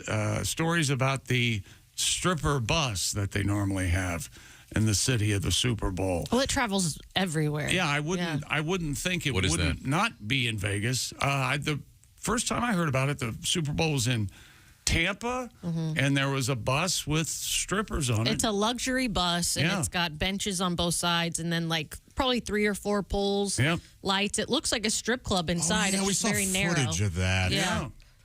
Yeah, Wow. you just paid to get on the bus and probably pay to get off. Probably less ejaculate, though, than the average Greyhound.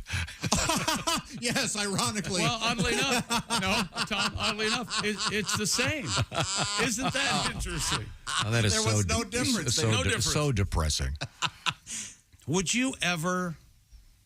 Man, that would be funny. If there's any way we could have a hidden camera and you go out to Vegas with like 3 or 4 guys who don't know who you are, and you like in the bro party, like a bachelor party or something, and have Tom in there just watching these guys, just wincing, and he wouldn't last an hour. I cannot stand strip clubs. I'm sorry. I just get depressed and It's a The same thing happens every time I go to a strip club. The girls find out who I am, and they invite me backstage and have wild sex with me every single. And it gets exhausting, doesn't it? It's really tiring. Wait a second. I'm sorry. No, that's actually never happened to anyone. No. I'm their best friend, and they go, well, my husband and my husband and my girlfriend are fighting, and is that right? Yeah. The world's largest strip club is in Vegas, Club Sapphire. Club Sapphire? I've been there, yeah. Oh, of course. Oh, really? How many poles? It's the size of a football field room, and and they've got VIP boxes. Well, that's a lot of sorrow in one room. Wouldn't you need like a scooter to get from pole to pole? Something like that. There's a tram. And still, I bet there's it's a still tram. less ejaculate than a Greyhound. No. Same. Okay. Same ejaculate. Really amazing study they did. So, I'm sorry. So, could we get back to the so-called Chicken Ranch, what's it called, Sextravaganza? Sextravaganza, Alice Little and Addison Gray at the famed Chicken Ranch.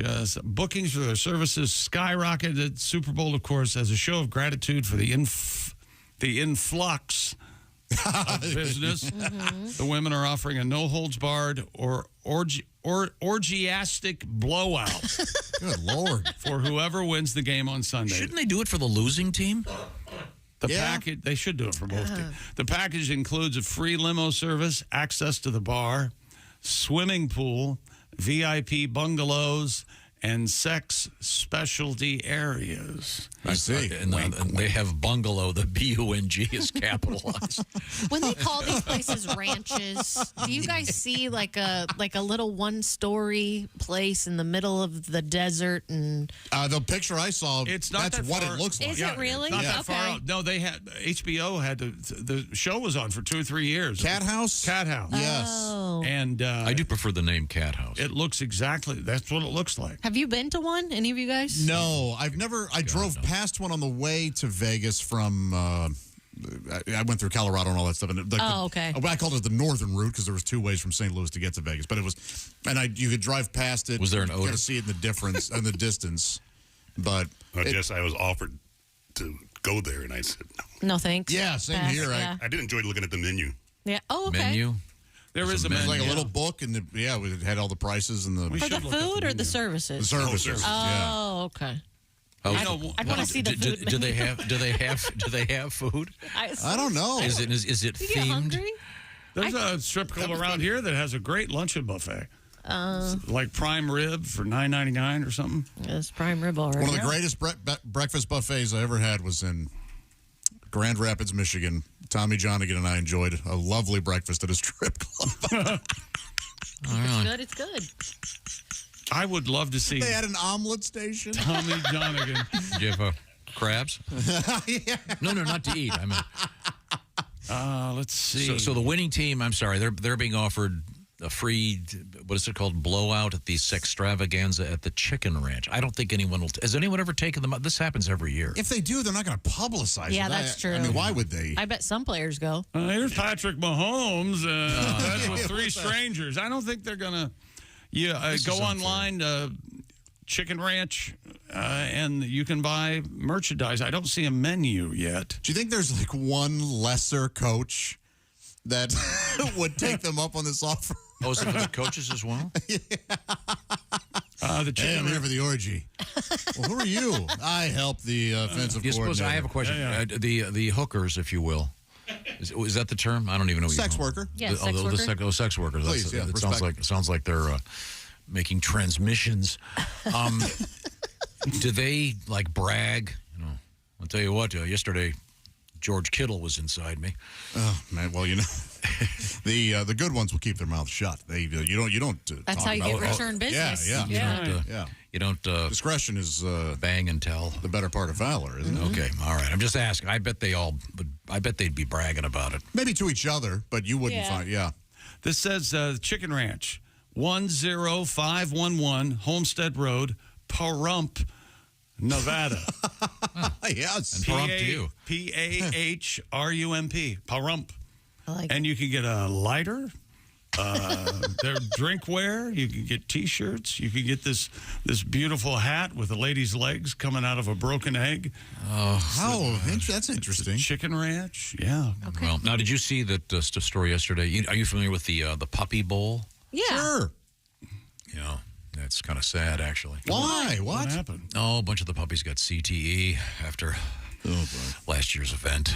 Oh man, that is rough. Really, really rough. They don't have proper helmets. Just sad. Ladies and gentlemen, that was our entry in the most unfunny joke and hurtful comment. Day 2 in a row. Hurtful. The old CTE joke. In that case, I think it's time for a palate cleanser. Oh. Who's that sexy man with a deep voice? Ace Cosby, here he is with his joke of the day. Hey, chick. He really wasn't. Yes, Ace. What does a well-educated owl say? What does I got a couple guesses, but I'll play along. What does a well-educated owl say? Yes. That was Ace Cosby's joke of the day. Solid joke. That was my guess. Did you know? Are you familiar with that one, John? No, I would think you'd like that. I thought I was fine with it. Yeah. I was fine with it. By the way, the joke of the day is brought to you by Sleep Number. Save 50% during the President's Day sale on limited edition smart beds. Only at Sleep Number store or sleepnumber.com. How about that? Oh, very nice. And it's time now for a brothel in Nevada and the Chicken Ranch. And also, Nick Saban has announced that he is going to be a member of ESPN's College Game Day. This is official. Okay. The long-running Saturday pregame roadshow. He's appeared on as a guest in the 17 years he's the Alabama coach. And now the network ESPN has announced that Saban will be an on-set analyst for both on the road and in studio. Wow. There you go. By most accounts, one of the worst coaches? is that what people are saying? Yeah, Man. but the exact opposite. It's a shame that he didn't have more success. It is a shame. He wasn't probably the best. That's cool. The best By the way, I would just to go back to your NFL brothel story. Yes. The last line says, once again, the so-called sextravaganza, the winning team would get to come for an on-the-house romp I believe they call it a no-holds-barred orgiastic blowout. Wow. The last paragraph of this article says, the brothel is extending the invite to the players' wives and girlfriends. I see. Well, that's nice of them. Very generous. That's not an argument starter, is it? Well, listen, the kids are still back home, honey. What do you say we go to the chicken ranch? Come on, it's free. God. We have the sitter for another hour. They have a pool. How much do you tip on a freebie? I don't know, $100? That's a fair question. Yeah, I'd throw a hundo, of course. Hundo, C-note. Yep. Benjamin? Do the workers get compensated by the owners? From what I've watched of the Cat House on HBO, they work on some sort of point system or something. So it's not like a hair salon where they just rent the space and then they... It kind of sort of was. Oh, gotcha. Actually. The hair salon, by the way, costs extra. That'd be nice. No, I'm sorry. I get a blowout and a balloon. Okay. A blowout and a blow up. Coming up, we're going to talk with a couple of guys that are behind a movie coming out tomorrow called Private Eye with Matt Rife. That'll be interesting. Also, we got Al Jackson coming up. Willie G is going to call us from Vegas. Let us know what's going on there. But we right now return to the sports desk with Chick McGee. That's all the sports we had, Tom. That's it. And now we all just get ready for 2 more days of, well, I guess today's the Super Bowl, getting ready for that on Sunday night. And then your official pick is posted somewhere? It's going to be, yes. Okay, all righty. I know you kind of gave it away yesterday. We have a bunch of interesting science news this morning, including, I thought this would interest you because you're such a good cook, Jess. And that is the story about blue cheese. Yeah, scientists have figured out how to make new colors of blue cheese. Researchers at the University of Nottingham first discovered how the classic blue-green veins occurred in the cheese. Using food-safe techniques, they then created fungal strains with new colors that can be used in cheese production. Right, and they're doing real important work. Yeah, fungal strain. The colors range from white to yellow and green to red, brown, pink. You don't say. To light blue and dark blues. So, fellas, how's your work on world hunger going? Oh, you got new colors of blue cheese. Oh, nice work, fella. Well, you can't call it blue cheese anymore, can you? If it's not blue?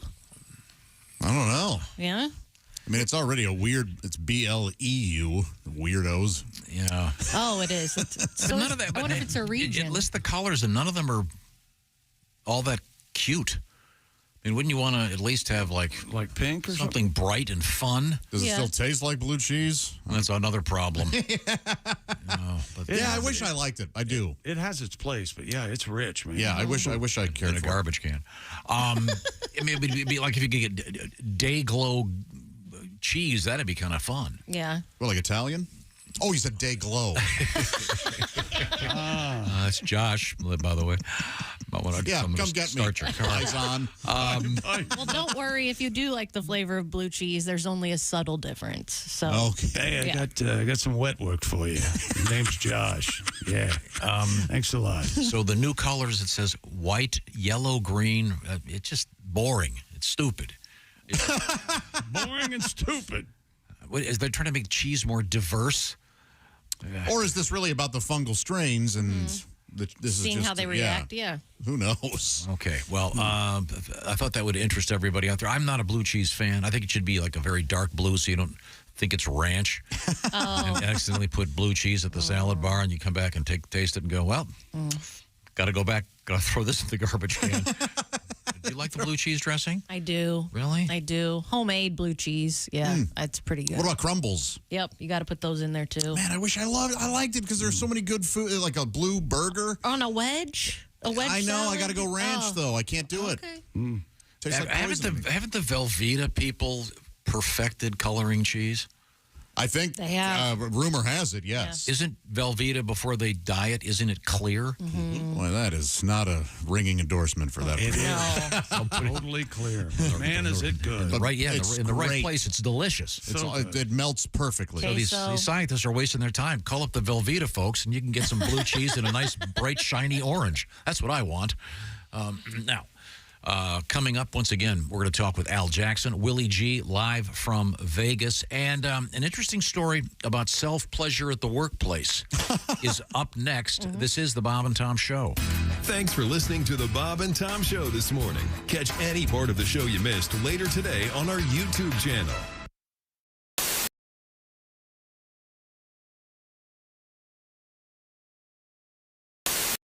Hey, it's Josh Arnold with a food recommendation for you.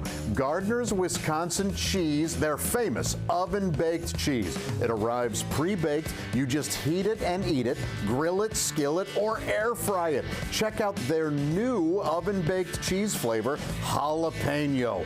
Ooey, gooey, spicy cheese. It's sure to tickle your taste buds with real jalapeno flavor and heat. Perfect for game day parties or any time. Excuse me, are you serious with this? I mean, why are you doing this? Me, the real me is right here. I could easily be doing this. We don't need you, man. Look, there's only room for one of us. That's Gardner's Wisconsin cheese, jalapeno flavored oven baked cheese. It's now available in Gardner's oven baked bundle package. So try all the great flavors. Receive free cold pack shipping and free cheese curds when you spend $59 or more at Gardner'sWisconsinCheese.com. Click the link below and tell them your pal Josh, me, the real Josh, from the Bob and Tom Show sent you.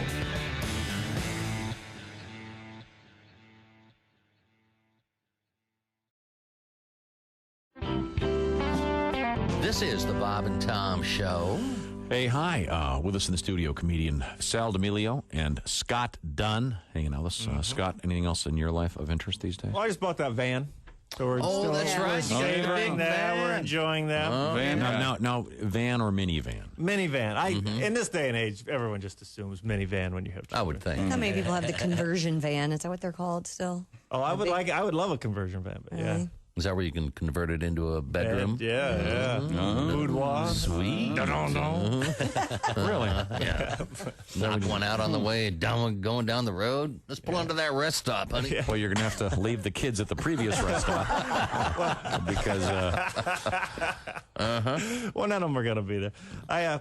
Buying a car is a grind. I haven't bought a car from a dealership. It is like a 2-hour, 3-hour grind. That's tough, yeah. And so you don't want to be stuck with some idiot. No. You want a professional. You want somebody. So I've done a little list of how you can tell whether your car salesman's professional or unprofessional. Oh, really? Okay, good. Okay. We'll see. All right.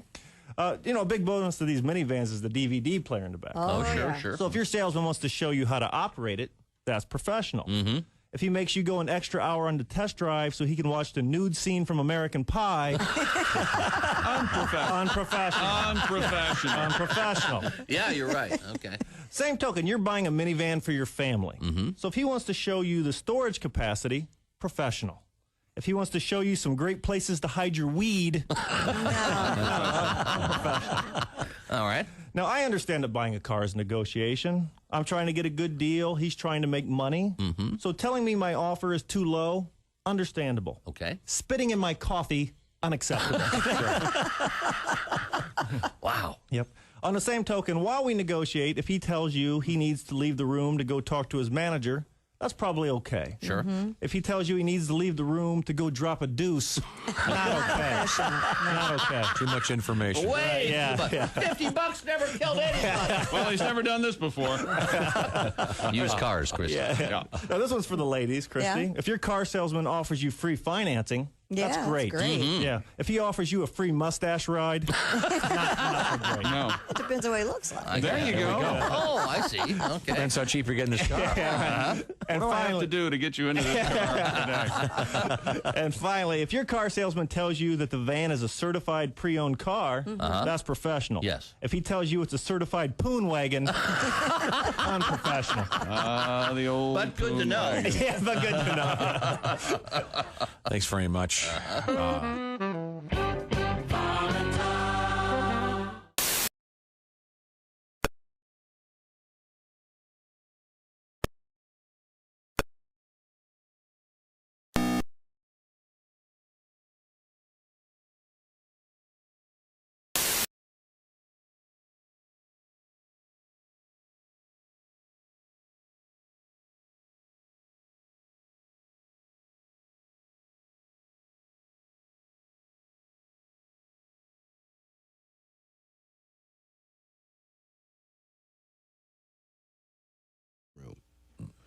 So she leaves him in his room for 2 hours. Ooh. That's a long time. Yeah, it is. So she brings him out, and he says, "Can I play with my trains again?" And she says, "Well, okay. Have you learned your lesson?" He says, "Yeah, I think so." So she goes back to the kitchen, and he's playing with his trains. And then she hears him say, "Thank you, ladies and gentlemen, for riding with us today. Hope you had a pleasant trip. And the rest of you boarding the train, hope you have a nice stay with us today. And those of you pissed off about the 2-hour delay, talk to the bitch in the kitchen."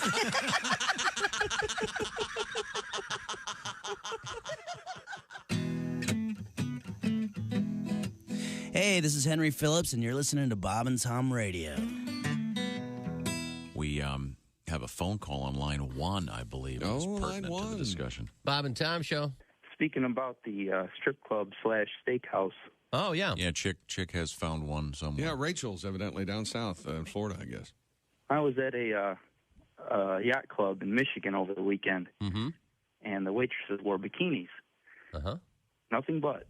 Right. And I said to my friend, you know, the health department's got to be all over this place because, you know, they're just wearing bikinis. And he says, well, they're just serving the food. I don't see any big deal with it.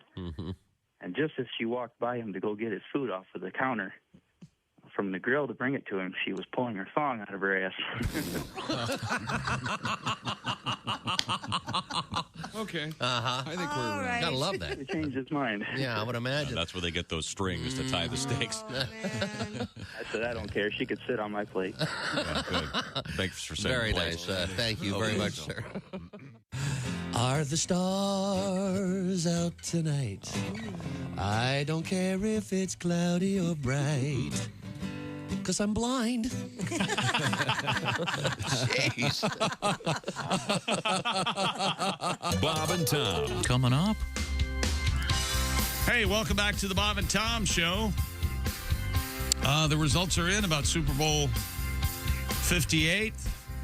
The official news release from Madden 24. They've played the game, and they have released the final score. So there's no need to watch the game on Sunday night. Oh, all right. Well, would you like to hear this? Yeah, what is it? What does Madden say about it? It says San Francisco 28, Kansas City 30.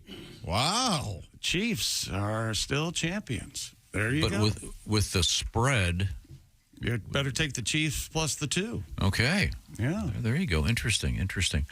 And you'll be making your official pick coming up, is that That's correct? right. Okay. Well, we certainly will look forward to that. Coming right up. Got a couple special guests coming up in just a few minutes talking about a new movie called The Private Eye with Matt Rife. Also, comedian Al Jackson joining us shortly, and Willie G live from Vegas. But right now, we have Jess Hooker at the news desk sitting in for Kristi Lee. What do you got, Jess? An adult entertainment company is offering its employees so-called masturbation breaks.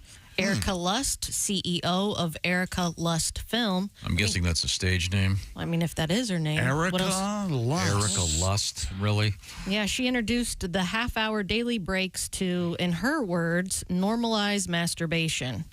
Lust told the news group Indy 100 that an alternative break for self-care and productivity were implemented last year and have since become a daily practice in the workplace. The office has its own dedicated space in the form of a small, intimate chapel. Chapel. Oh, that's classy. Why are they using that? Yeah, complete with a bed and a mirror and warm lighting, erotic paintings to get, all of it to help you get in the mood. I know when I want to get off, I look at erotic paintings. It also has a screen that showcases adult movies for inspiration. You know, the ejaculate there and a Greyhound bus. No difference. Isn't that fascinating? No difference. Doesn't every company have one of these, technically? Yeah, technically. I mean, there's... Hey, Phil's been taking a dump for 30 minutes. He's in the jackatorium. How he does it in there. Boy. Yeah, how do you do it at, I don't... There's an adult toy in the men's bathroom right now. An adult toy. Oh, well, we just talked to Dr. Sadie Ellison yesterday. No, this one's been there for about 2 years. Oh, no. It's got to be in there as a joke. I don't know. There's lube next to it, too. Yes. What? Nobody's doing that here. What? I've got bad news for you guys. What is it, a sleeve? Yes. Is that why the sign says... Did you notice that they've got that sign in there, employees must wash their hands? I hope so. Tom, are you in there sleeving it? Come on, man. Sleeve somewhere else. That's where I Are you keep kidding like me? no, that's where I keep like the extra toilet paper and what used to be the men's. Now they're both gender neutral You know what bathrooms. you've done? I guess. You've weirded him out for the the one foreseeable right future. here? The one right here. Oh, gross. The one you just walked out of. Yeah, you have to go in there. Well, we often have guests. There's some we kind like of- to be good hosts. That's true. That's true. This is a Do you want me to go get it? No. An adult toy for men. It really just looks like a blood pressure cuff. That's all it looks like. It's a black there like a circle. pump No, I've often thought while getting my blood pressure checked. God. If only I could have this kind Does of have grip. good So I'm grip, sorry. yeah. So the origin of the story is that this particular place has a room dedicated to self pleasure and Yeah, 30-minute breaks. Lust swears by the masturbation break, saying, "When we feel good, we do good work." All right. Well, I would not want to be the HR person at that business. Can you imagine? Well, I went in there after Roger, and I'll tell you what. You know, when you go in there, to use the bathroom, you're less than 2 feet away from that sleeve, Tom.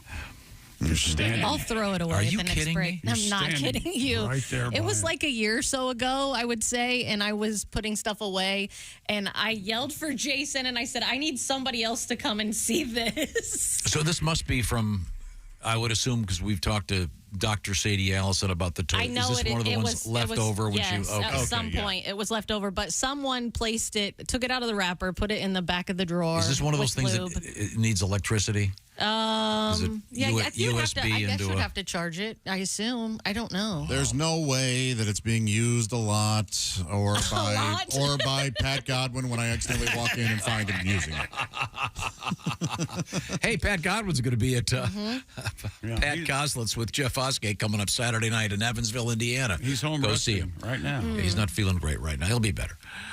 Back to the news desk with Jess Hooker. What do you got over there? Another new study has found a link between the use of Viagra and a reduced risk of Alzheimer's disease. No kidding. Yeah, for the study, researchers analyzed data from 30 million people. Wow. They discovered that the use of sildenafil, known under the brand name Viagra, was associated with 60% risk reduction of developing Alzheimer's disease.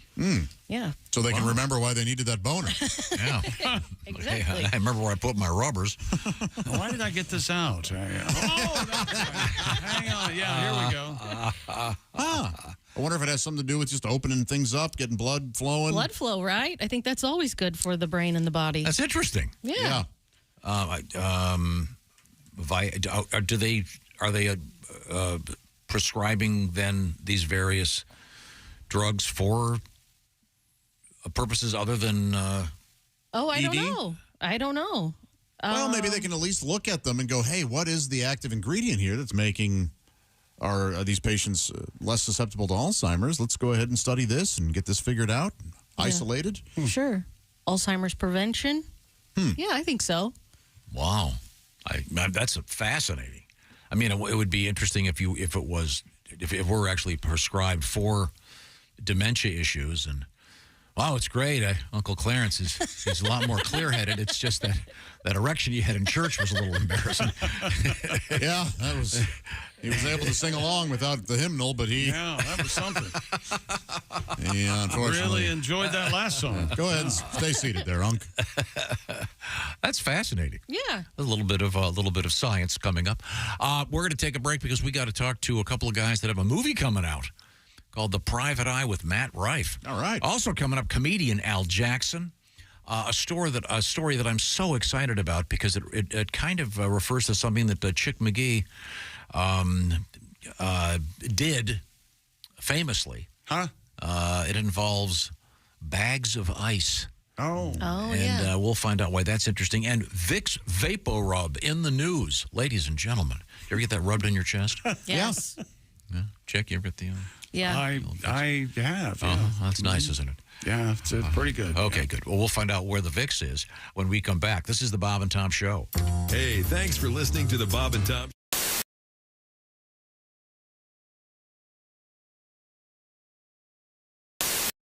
Point out, by the way, Tim is ghostly white, as if he's never seen the sun. Whoa. You two look like you brothers. two are in the same clear club. What are you talking about? Literally, you guys are Actually, you know what? I think there's a Kavanaugh in your wood pile. I think you're right.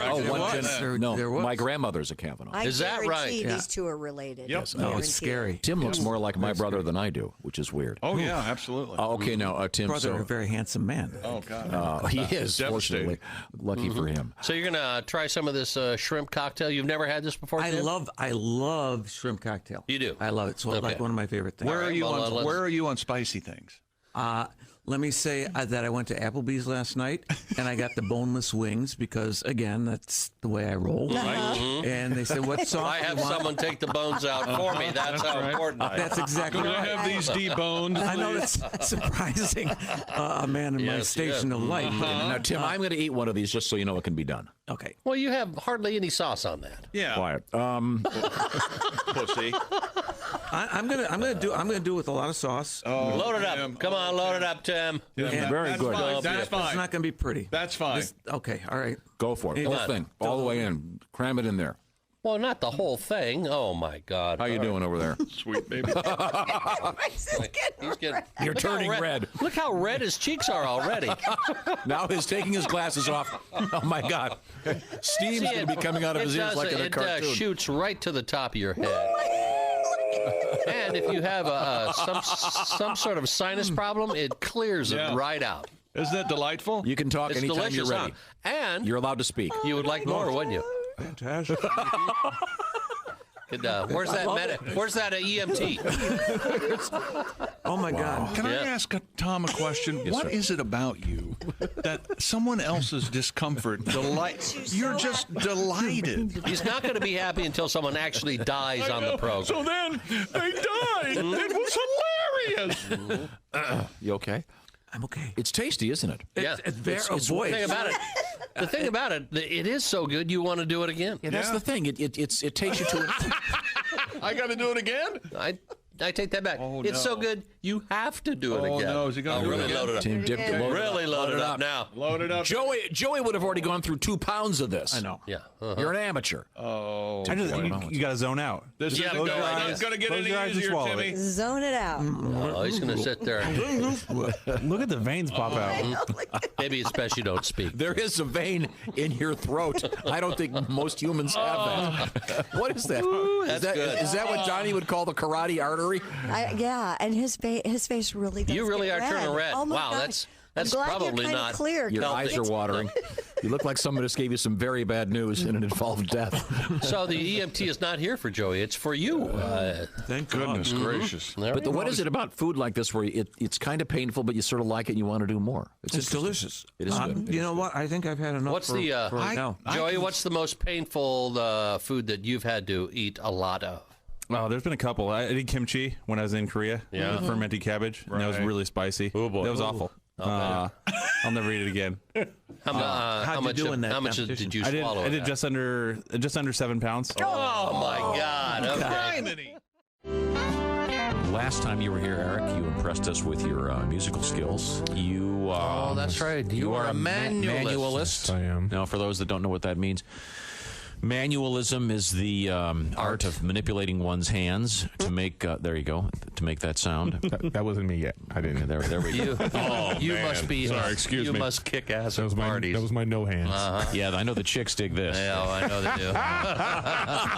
Yeah, if you're at a party. Yeah, this is my go-to on a first date. I'm gonna say, if you're at a party and you see Eric and there's a big group of guys hanging around him, this is what they're doing. Wow.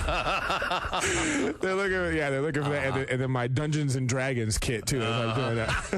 So, give us a sample. All right, there you go.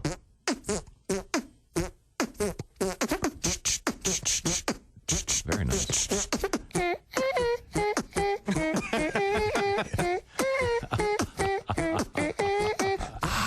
Push it. I see the group of guys laughing now at the party. What? Wow. While the girls are all over there rolling their eyes. That is amazing. Have you ever been laid doing that? I accepted the assignment, you know? People would come walking up to me in front of the church like, oh, you must be Patricia's brother. Sit down! I don't want to be your friend. Get your eyes off me. What is your major malfunction? 200 people showed up. I put them all in the same row. Tighten it up, tighten it up, tighten it up. We're not comfortable. Outstanding. It was outstanding, as a matter of fact. Comedian Greg Hahn is with us. Let's talk to our guest, Tom Foss. Tom, tell us about your life. You married, single? What's going on? Married. Very happily married. I got a friend going through a midlife crisis. You know anyone like that? Oh, yeah. And he's asking me what he should do. Oh, yeah. And I keep telling him cheating is like growing pot. Like growing pot? You can do it and get away with it, but you can't ever, ever tell anyone. Ever. Anybody. Hunting is huge in Michigan. I don't want to upset any hunters because generally they're very well armed. But I am not a hunter. I don't get the deer hunting thing. I don't understand it. Mainly for this reason. I think it's unfair. The deer hunting season coincides with the deer mating season. Everyone know that? The deer just trying to hook up. Yeah. You know, that's not fair. I mean, picture yourself. You're at a bar. It's late at night. Last call. You're sitting there. Somebody sneaks up behind you dressed as a chair. Right. Shoot you in the head. That's not fair. It's not fair at all. So, Mark, you're a single guy. Yeah, I tell you, though, it's tough because I got these neighbors behind me. Really? My neighbor, Gail, very... Gail? Gail is a woman who just moved. Her bedroom wall is right behind mine, and she has a new boyfriend. And I found this out. His name is The Essential Morning Radio. All day and all night. Some like bug, some like Schmitz, but for me, it's Bob and Tom. Looking forward to seeing him. Hey, welcome back to the Bob and Tom Show. Jess Hooker at the news desk. Hello. There's Josh Arnold. Hi. Ace Cosby here. Hey. I'm Chick McGee. Here's Tom Griswold. How you doing, buddy? I'm just gluing my finger together over here. All right. You Paper cut? Always doing that. Yeah, I got a little split in the end of my thumb. But when he says that, I didn't know if he meant to do it. You know what I mean? He likes to glue his fingers together, but he won't accept that. He says it. I don't want to glue. I'm gluing the tip of the skin with what is this, Gorilla Glue? Because you cut your finger? Yeah. By the way, don't immediately go to the bathroom while you're doing this, fellas. Yeah. You have an extraordinarily awkward moment. Don't you find yourself splitting your fingers quite often? It seems like that to me. He handles a lot of paper. Is that right? Yeah, that's right. Thank you. What causes it? Yeah. That's very kind of you. Jess Hooker sitting in for Kristi Lee. Allowing for your mental illness. That's nice. And coming up at some point, I'm not exactly sure, the Chick McGee, the official pick, having a terrific season with the shoe-in of the week. After kind of a slow start. Very slow start. Then mid-season, things just started to change as you were able to see the development of the various teams. I started picking all of them, yeah. And then are you going to pick a couple of side bets, a couple of the prop bets? Have you decided? I'm not. Okay, I thought you said you were going to do a couple of those. No. We're going to do the squares, though. We are going to do the squares. Yeah. We'll do a Super Bowl square here on the show. Okay, well, that'll be fun. $10 a square. Alrighty. And now we have Ms. Hooker sitting in over there. We got a couple special guests coming up in a few minutes. But first, what have you got over there? A company in Ohio preserves the tattoos of the deceased. Oh, I've seen this. No kidding. And they take it and you can have it framed. According to the New York Times, the company called Save My Ink Forever sends out kits to morticians who are directed through an instructional video to remove only the necessary amount of tattooed skin and place it in the preservatives. Yikes. The skin is then shipped to the company where staff clean, trim excess skin, and fix any blemishes. Once prepared, the skin is sewn to a canvas and placed into a frame that is pumped with nitrogen to help keep it preserved. Just hideous. Finally, the mounted skin is sealed with museum-grade UV-blocking glass. Well, our skin is nothing more than... you could make jackets out of all of our skin. Or pork rinds. Leather, isn't it? Leather jacket or pork rinds. Oh. Yeah. If you're into that. Cracklins? Yeah. Crackling ends. Do you really want your grandmother's tramp stamp with an arrow pointing down saying, No. want some? Question mark? Grandma. Now, what is this tattoo, real quick? it's just an arrow pointing at her bahu, Yes. and it says, want some. Want some. Wouldn't that be a question mark. surprise that Granny had that? I believe Yeah. our guests have joined us. That'd be a big We have Elliot, and I think we have Jack Cook on the phone here. Maybe fellas, although we got him on video. Hey, guys or guy. Hey, how's it going? It's just me today. Okay. That's Elliot. Hi, Elliot. Hi, how's it going? Good. Now, you guys made a movie called The Private Eye that debuts tomorrow, if I'm not mistaken. Am I getting this right? With Matt Rife. Tell us about it. It's called The Private Eye. The Private Eye. It's a mystery romance comedy starring Matt Rife, myself, Claire Grant, Eric Roberts, Denzel Whitaker. We've got a whole crazy cast, great actors, great talent, and it follows a detective story. It's shot like a neo-noir, and Matt Rife being the detective, he's, out of luck, alcoholic, life's a mess, and this beautiful woman comes into his life to hire him for a case, and he starts to clean up his act, starts to fall for her, and it becomes this love triangle between Matt Rife, the detective, Claire, and then myself, the person that he's hired to follow. And the love triangle I get myself into a sticky situation that I find too difficult to get out of. Matt thinks that the only way for him to get this girl is to eliminate me from the situation. So there's a chase, there's a lot of action, there's, it's a battle that I wish I never got into. Originally, my character is introduced as a spiritual guru who is helping this woman out, or helping, and yeah, gotcha. And so is he a sleazeball? He is a sleazeball, and So did you have to go deep in your own personality to find? I did. So that's something that. The way I describe my character is I'm a spiritual guru that falls for this woman, and after falling for her, I start making a chain of questionable decisions that go against everything I believed in, or at least everything I was portraying about myself. And so... Where did you guys film it?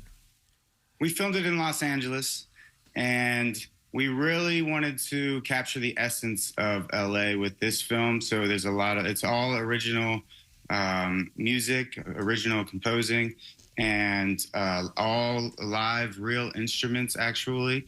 And so it's a lot of fun, a lot of string music, a lot of, like salsa-esque style, Latino music, too. And is it almost exclusively filmed at night? No, actually, there was a lot of day scenes, too, but we definitely had the night scenes, too. Because the film noir, I just love all the wet down, shadows. They wet down the streets all the time. Yeah, sure. Yeah. Although you should have filmed it this week. The streets are already wet, actually flooded. Once again, the movie's called The Private Eye. Private Eye. And you guys are a couple of Cincinnati guys that made this. We are. So Jack and I, we met on a set in Los Angeles 10 years ago or so. Became good friends. We had the Cincinnati bond already on our side, so that helped develop our friendship. And then after a year or two of just becoming good friends, we decided, screw it, let's make a production company. He's a director and a writer. I'm an actor. Why not make our own production company, produce our own stuff, and therefore we have more control to do what we want to do. Is there any inside Cincinnati stuff in the movie? Like, does he have some three-way chili? Or I mean, we do mention the address is 513, little things fun. like that for sure. Oh, sure. But there's not really any major Cincinnati stuff other than the bond that we're a few of us are from Cincinnati, even more so from Ohio in this film, and then the next one we're actually filming here locally in Cincinnati and Kentucky. All right. Well, it's great talking to you. Good luck with the movie. The debut is tomorrow. Look forward at a theater near you. The Private Eye, starring Matt Rife. And yes, Elliot. Sir, it'll be in theaters nationwide. I should have said yes, and Elliot. Sorry. He's in it. No problem. He's in it, too. Very handsome man. Great talent. Okay. Yes. Thank you, sir. There you go. That's All right, great. Thank you. Look forward to it, Elliot. Thanks. I love detective movies. Love film noir. And that starts tomorrow. Theaters everywhere. Right? Yeah. Now, back to the creepy story Which one? about this. You can Oh, the tattoos? someone dies, they have a tattoo, and this is legal. Yeah, it's a company that they will send a kit to the mortician, and the mortician trims the skin the first time and then ships it to this company. And then this company does the detail work, apparently. And then. Come on, wouldn't you like to have that framed over your bar? A chick showing us one of his forearm tattoos. How about that, huh? Yeah, it would be weird, wouldn't it? I mean, would they shave it? No arm in it? Oh, I don't know. Oh, get some arm. The Oh, hair, God. the hair would fall out, right? I would think so. Gee, the whole, it's just so creepy. Well, Well, in I the don't process know. of tanning the leather, when I've done this with humans. Good Lord. And you're in the living room. Oh, that's nice. Is this an art piece? Oh, no, it's Granddad. It's Uncle Clarence. I don't know. Maybe just take a picture of your loved one and the tattoo showing in the photo. Yeah, I get that it's great artwork and all that, but boy, that's grisly. We were talking yesterday about something. This is, it was a thing on Reddit. This woman, I think it was her grandmother. She went to the cremation and they handed her grandma's fake boobs. Oh, they had removed. Yeah, but usually, but I think they usually leave them in. Yeah, that's what we found out. Yeah, okay. But would That's odd. you want them? No. And then my question was, would they be reusable? Yeah. You talk about being I like to be close to my granny, so I had her fake you- jugs installed here. Could you put them in one of those travel pillows and just use them that way? I got a letter from a guy who goes, Grandma's they can't replant them because the early ones were made of asbestos. That is And true. yeah, before they really got them perfected, the famous the Carol Doda boobs. Did you? Yeah, I know.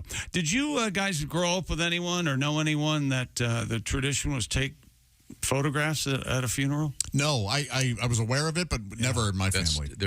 That's a geographical to a degree. My thing. family does that. Oh, really? Yes. Okay, yeah. My family does that, and it's at the back of the room, and it's before it starts, and I don't know why, but we do. We have photos of just the person in the casket, empty room. And I And don't you're know not. why. You're not. It's not like a selfie where you're in it. No, it is all the way in the back. I don't know why, but we have this photo for everybody. Gotcha. Yeah. Next time someone does that, when they start doing, go say cheese. That would be something. Did you do get the selfie with the thumbs up? Oh boy. Yeah. Yeah. How much demand is there though for the tattoos? I just can't imagine anybody would want them. I don't know. It's legal in 49 states. Washington is the only one not participating.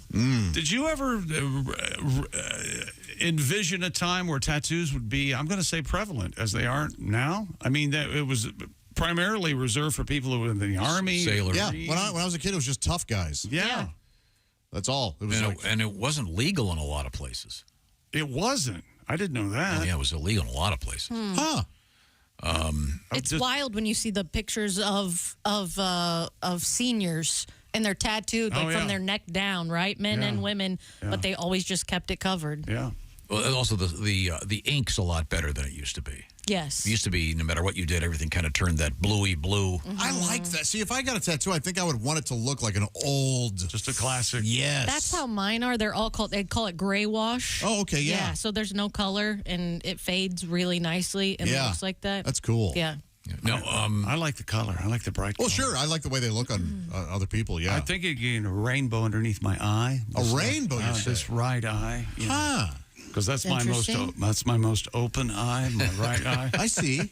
And so you can really see the colors I and can see the differences in all of us. Okay. I love that. Well, now, do you, if God forbid something should happen to you, did you want us to preserve any of your tattoos? Absolutely. No, you're gonna. You know my rule. I don't have a DNR. I have a exhaust all efforts. Exhaust all scientific possibilities at the time of my death. Okay. Keep me alive. Found it in my head. Yes. All right. Okay. Bowling bag in my head. That's all I'm saying. Okay. Thank you very much. Now, I've got a suggestion for you. With Valentine's Day just around the corner, oh, sure, there are a lot of romantic gifts. How about a really great gift? How about some of those great earbuds from Raycon, or maybe those full headphones? I'm a big fan of the Raycon earbuds. Chick McGee, tell me more. Raycons are doubly great because you can get a gift for your significant other and buy a pair for yourself. Easy peasy, lemon squeezy. And you know, Raycons have the optimized gel tips that fit every ear ever made. Look at Jess's ears and look at Tom's ears. Gel tips fit both of them from Raycon. No problem. Even though Tom's ears are so large and grotesque, it's not a problem with Raycon. Thank you, Raycon. Didn't know my ears were grotesque. No. My Raycon earbuds fit right in my ear just fine. That's right. And like any love story, Raycons are here for a good time and a long time. 8 hours of playtime, 32 hours of battery life. At Raycon, the Bluetooth syncing is instantaneous. And more importantly, you get all this amazing quality and amazing audio at half the price of other premium audio brands. You know, we get love letters all the time here at the show about how much people love their Raycon everyday earbuds. Why not be one of them? Go grab a pair and send us a love letter. Go to buyraycon.com/Tom today. Get 15% off your Raycon order plus free shipping. That's buyraycon.com/Tom. Score 15% and free shipping.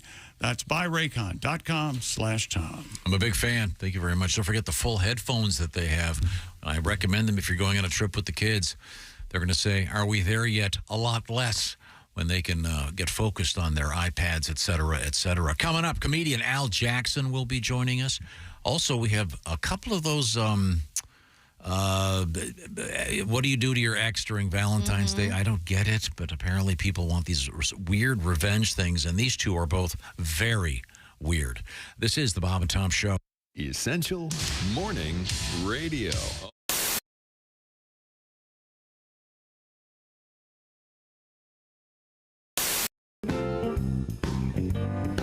Bofa on the front. What? Bofa on the front. What are we talking about? D's nuts on the back. New T-shirts. What do you think? What are they going to say again? Bofa On the front.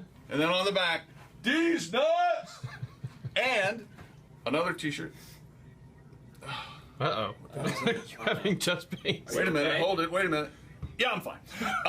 I do very well, but I don't know what on the back yet. What do you think? Are you recording this? This is Bob Cavoyan for Channel 13 in a special Olympic moment. We are going to recreate the very first time the torch was ever run in history. Cut! The monkey's got no gloves on. Where are the monkey gloves? I'm sorry. I didn't realize I didn't have the gloves on. Sorry. Now we're going to recreate the very first time the torch was run in history. Cue the monkey. I'm not a monkey. I'm a gorilla. There's a difference. Cut. I didn't say I didn't know what you wanted. I know what you want. I can't do it. Why can't you do it? I can't go in the woods. Why? I have sensitive skin. I can't. I just can't do it. Sensitive skin. You're Sensitive wearing skin. a gorilla suit. I was that. just in the woods. Anybody can go Have you in the ever woods. been bitten by a mosquito? Possibly a carpenter ant? You don't want the gig? If you don't want to do this, I didn't say I didn't want the gig. Tony I just don't wanna Saragusa go- from the Colts. Tony Saragusa said, Saragusa? I can do this. Saragusa He cannot... wanted the role of the gorilla. He cannot touch my gorilla. Yeah, well, he didn't even need the suit, okay? I have a bean for lunch and then a bean for dinner. Yes, it is. Yes, it is. No, it's not. Thank you. Thank you very much. Thank you. People say I got a bad break. Hey, man, what's going on? Yeah, this is so cool, man. I can't believe it. All right. I love the Bob and Tom Show because they represent America, the Constitution of the United States, and I live in Cincinnati, Ohio. Yeah, so anyway, I was asking, somebody told me that you are a mayor in Hillsboro, Ohio. That's got to be really interesting. Tell me about it. Hey, Mr. Potter. Hi, building and loan. Oh, gosh, Yogi, I'm all sticky. Hello, this is Droopy Dog. Hello. Hi, welcome to the Mr. Obvious Show. I am your host, Mr. Obvious. Let's take a call. Thank you very much. Thank you. Miami, Cincinnati, Boston. I mean, it's I got you. But no Houston? no Houston. Not according to this. Hello there, Houston. Hello there, Houston. Whatever. But he wants me to stop this. Don't do that. That's irritating. Don't ever make that noise again. I can't make Houston all that noise. If you make that noise. No, yeah. Stop slide whistling. People can't hear Houston and hello there. Hatbox.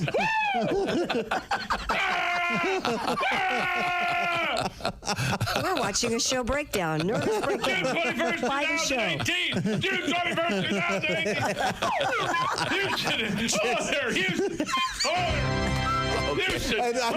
I wish we did all Son of a bitch. a team of men in white scrubs come in and drag you off while you're just Houston. Hello there. We're going viral. Sign up. Breaking away. Yeah, and then they inject you. They inject you with something. 1936 Beatles. That's so. John Kennedy. As they inject you, it's Houston. Houston. Hello there. Houston. Happy summer solstice, everyone. Longest day of the year. Oh, my stomach hurts.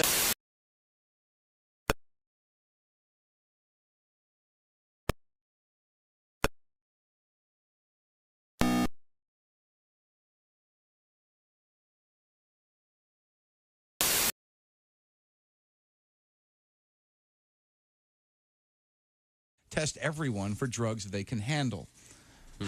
Maybe when you get your driver's license, you go up to the guy says, well, we got your paperwork done, but before we do the photo, do you do any drugs? Well, yeah, I smoke a little pot occasionally. All right, well, why don't you go smoke this and sit down over there? In about 10 minutes, we're going to take the car out for a spin. And if you pull it off, you get pot approved. You see right on your license. Next time you get pulled over, I don't think so, officer. You see, that's a pot approval stamp right there. and that's me. See? Yeah. And if you're into heroin, there's no picture because you're nodding down. Just the blank. Just the back of your head. My most recent marriage was a disaster. It made the wreck of the Edmunds Fitzgerald look like a fender bender. Wow. Hello. And you remember Lord's famous line about gun control, more or less. Yes. The relationship taught me a lot. It taught me they won't sell you a handgun if you're crying. Hi, this is Paul. And this is Storm. And we're Paul and Storm, and you're listening to... Hey, welcome back to the Bob and Tom Show. We are eagerly awaiting the biggest game in the history of the world this year. It's the Super Bowl 58. And also, we're all waiting the Shaq party coming up tomorrow night in Vegas at the Wynn. Yeah. Because Tom's favorite artist is going to be there. That's right, Lil Jon. Sorry, Al Jackson joins us. Al, I thought Lil Jon was Robin Hood's buddy. I am so unhip. Yeah. Al, why are there so many Lils in the world of hip hop? I don't know, but it doesn't work out for them a lot just because they don't realize that they are going to age. Because when you start rapping, you're 14, whatever, and then you're 39 with 4 kids, and you don't like it. So you've seen, because Lil Bow Wow, he just went to Bow Wow. Right. There have been some transitions. Lil Wayne kind of went to Wheezy. Mm-hmm. Isn't that the lady on... Good Times? The Jefferson. No, Jefferson. Wheezy? The original Wheezy. Yeah. Oh, the OG. I know that. Yeah. I'm learning that. Yeah, you know OG. OG. Yeah. Seriously, wasn't Stevie Wonder, the great Stevie Wonder, wasn't he little Stevie Wonder in the beginning? I think so. Yeah, it was. I think so. You gotta really think about your name, and if you want this to be your name long term. Like when you pick Sting, like that's always gonna work. Right. Lil Jon, it's gonna be great. When you're, especially if you're diminutive in stature, when you're 19, you're kind of fun. But then when you're a grown man, the term Lil, you just never want that applied to you, ever. Little Richard got away with it, but... Oh, yeah. Yeah. But he was kind of he was a unique performer. Yeah, it fit. Yeah. Yeah. Yeah, he was. I always think about Little Richard having that personality when he had it. Oh. Because we're in a much more inclusive time now where you're like, oh, RuPaul, who cares? But like Little Richard with that personality just coming, like, he couldn't turn that off if he wanted to. Did people just ignore that aspect? They did. I don't think that they were aware. I mean, he's so good, and who cares? But could the same thing be said of someone like Paul Lynde? Yeah, or Liberace. Liberace was yeah. Well, I didn't see that was coming. Huh? But they didn't, though. A lot of people were just like, still can't find the right lady. Yeah, exactly. Yeah, confirmed. We used the term used to be confirmed bachelor. I think Liberace's fan base was older ladies, and they were, oh, he's so pretty. Mm-hmm. I mean, he just needs to find the right woman. But Little Richard was otherworldly. There was anything like him. And the fact that he was a musical genius also helps. I think there are things you can get away with when you're so original and terrific. There is something inside of us as human beings, Tom, to your point that we know when we're seeing something special, and you're never going to put that aside because you might speculate on somebody's personal life. I mean, you'd be a fool. Yeah, I mean, that would be foolish. You're not going to listen to Bowie? Come on. Yeah. Well, what about Michael Jackson? I mean, there was a couple decades of looking the other way. Well, potential criminal activity is different than... I don't know. You don't then having a flamboyant style, right? Of course, it's different. You want to take back that? I don't know. It should be illegal to be that stylish. No, I'm just saying it with respect to the audience. I mean, ignoring the facts. Everybody. I mean, if you think about, let's not even go back to the '80s with Michael Jackson. We just interviewed one of the Playboy bunnies that wrote a book, and if you think about like what was on ETV in the early 2000s. Bobby Brown and Whitney Houston were openly disintegrating on drugs on TV. Yeah. The Girls Next Door was like a 90-year-old man tongue-kissing 18-year-olds with his harem. There was like Anna Nicole Smith was like spiraling, hey, guy, trim spa. Yeah. And no one it wasn't, it was like, it doesn't seem that long ago, but it was a different time. Yeah. Trainwreck TV. Gross. Well, in any event, I was just asking about Lil Wayne and what about Kid? Like, is Kid Rock going to have to change his name to Adult Rock? I got a couple names for him. Potential boyfriend? No, that's definitely not Ex-lover.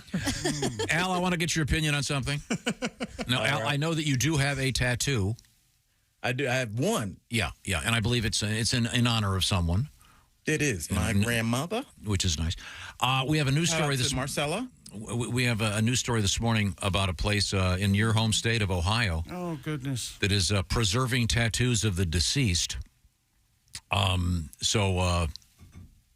know. It just seems to me to be super creepy. Wait, who is preserving them and who are they for? The loved ones that are left? Yes. Left they behind. Put them in lucite or something, like an old stamp? Yeah, they you can have Uncle Clarence's tattoo is cut away from his body after he's dead, and they preserve it somehow, and they frame it and everything. I just think it's don't weird. Age well when you're alive. Yeah, these are in like special. Seen a tattoo from like 2002 Spring Break. Some faded dolphin. Nice Sugar Ray tattoo. They're always going to be making music, man. Oh, that's Aunt Gertrude's tramp stamp. Lovely, isn't it? I have a lot of friends that have the Dave Matthews Dancing Girl. Oh yeah, that thing. I have a lot of friends. A lot. Yes. Huh. Yep. Did you guys think that the cover-up tattoo business would be bigger, or is it just that I heard it hurts like a son of a gun? You mean the removal or the cover-up? The removal, yeah, I guess probably. Jess is getting some removed right now, right? Yes, I'm getting the bottom half of my sleeve on my left arm removed. And the pain is exquisite? It's insane. it's far worse than actually getting the tattoo, but Stop it. But yes, it is. It's so much worse, but it lasts less time. So it is a burning sensation that you can't imagine for about 10 to 20 minutes. Like when you pee? No. Oh, no, that's me. And you can't get hepatitis getting it removed. 2002? Yeah. Sorry. Yeah, that is, you are a gangster for doing that. I just thought that was a really awful thing to do to somebody. I don't know. Yeah, it is strange. And then we had a story yesterday, Al Jackson, about a woman who was presented with her grandmother's fake boobs that were removed from the decedent prior to the cremation. And there you go, honey. Placed in a box. And said, She wanted you to have these. Did she keep them over the mantle as well? Isn't that lovely? Yeah. Why wouldn't you, if you had a picture of grandma, a painting of grandma, put the boobs up there where they should go? Make it 3D. Make it 3D. Yes, make it 3D. Yes. That would be It's wonderful. what she would have wanted. Yes, exactly. Or, right. Jess, what was your idea for the implants? You put them in one of those travel pillows, and then you just, you know, Yeah, right around your head. rest up. Repurposing, absolutely. I could see like somebody that like kind of lives, off the grid a little bit. It's like, look, we've repurposed all these extra boobs they were laying around, and I made myself a little waterbed. Did you ever feel more cozy than when you were nestled in grandmother's bosom? Now you can have that. There was an awful lot of quiet when you asked that question. I feel like we were all being wistful. Did you think I was just being me and not a potential spokesperson? No, I was remembering. Now, Al Jackson, you grew up a Cleveland Browns fan. You now live in Colorado. Do you want to make a pick for the Super Bowl? Yes. Here, it's weird. I'm going to go with the 49ers. And here's why. Okay. It's weird that the Chiefs are underdogs. I don't think they should be. I just have this thing, I like to look at the sports lines for leisure. And I will tell you this, one thing that you rarely ever see is two great games in a row by one player. And Travis Kelce, was he perfect last week or dang near? Pretty close. 10 for 10, 11. Yeah. That never happens twice in a row. Trust me. I've learned the hard way. So it's just hard to have two great games. So depending on the Chiefs wide receivers, I don't know if I want to put my money on that. So I'm going with the 49ers. And Brock Purdy, how is this not a bigger story? Mr. Irrelevant. This is like a Disney movie. Yeah. I've got a feeling this Sunday he's going to remind everyone that he was the last player chosen. Oh, no. In the National Football League draft. Well, all the more reason to watch that there's a little bit of a difference in opinion. Yeah, That's well, nice see, know. to Chick's point, that's a great out for him. If he has a terrible game, he could just take to the podium and be like, I was trying to remind you why I was picked last. You guys kept piping me up. I was doing you a favor. And then my favorite story that Chick came up with this week was there are so many reporters covering this, and they run out of things to talk about. And God knows where some of these guys get their credentials. Tell him, Chick, what did the guy ask Purdy? The guy asked Brock Purdy, hey, Brock, are you aware of this internet sensation right now where people are comparing you?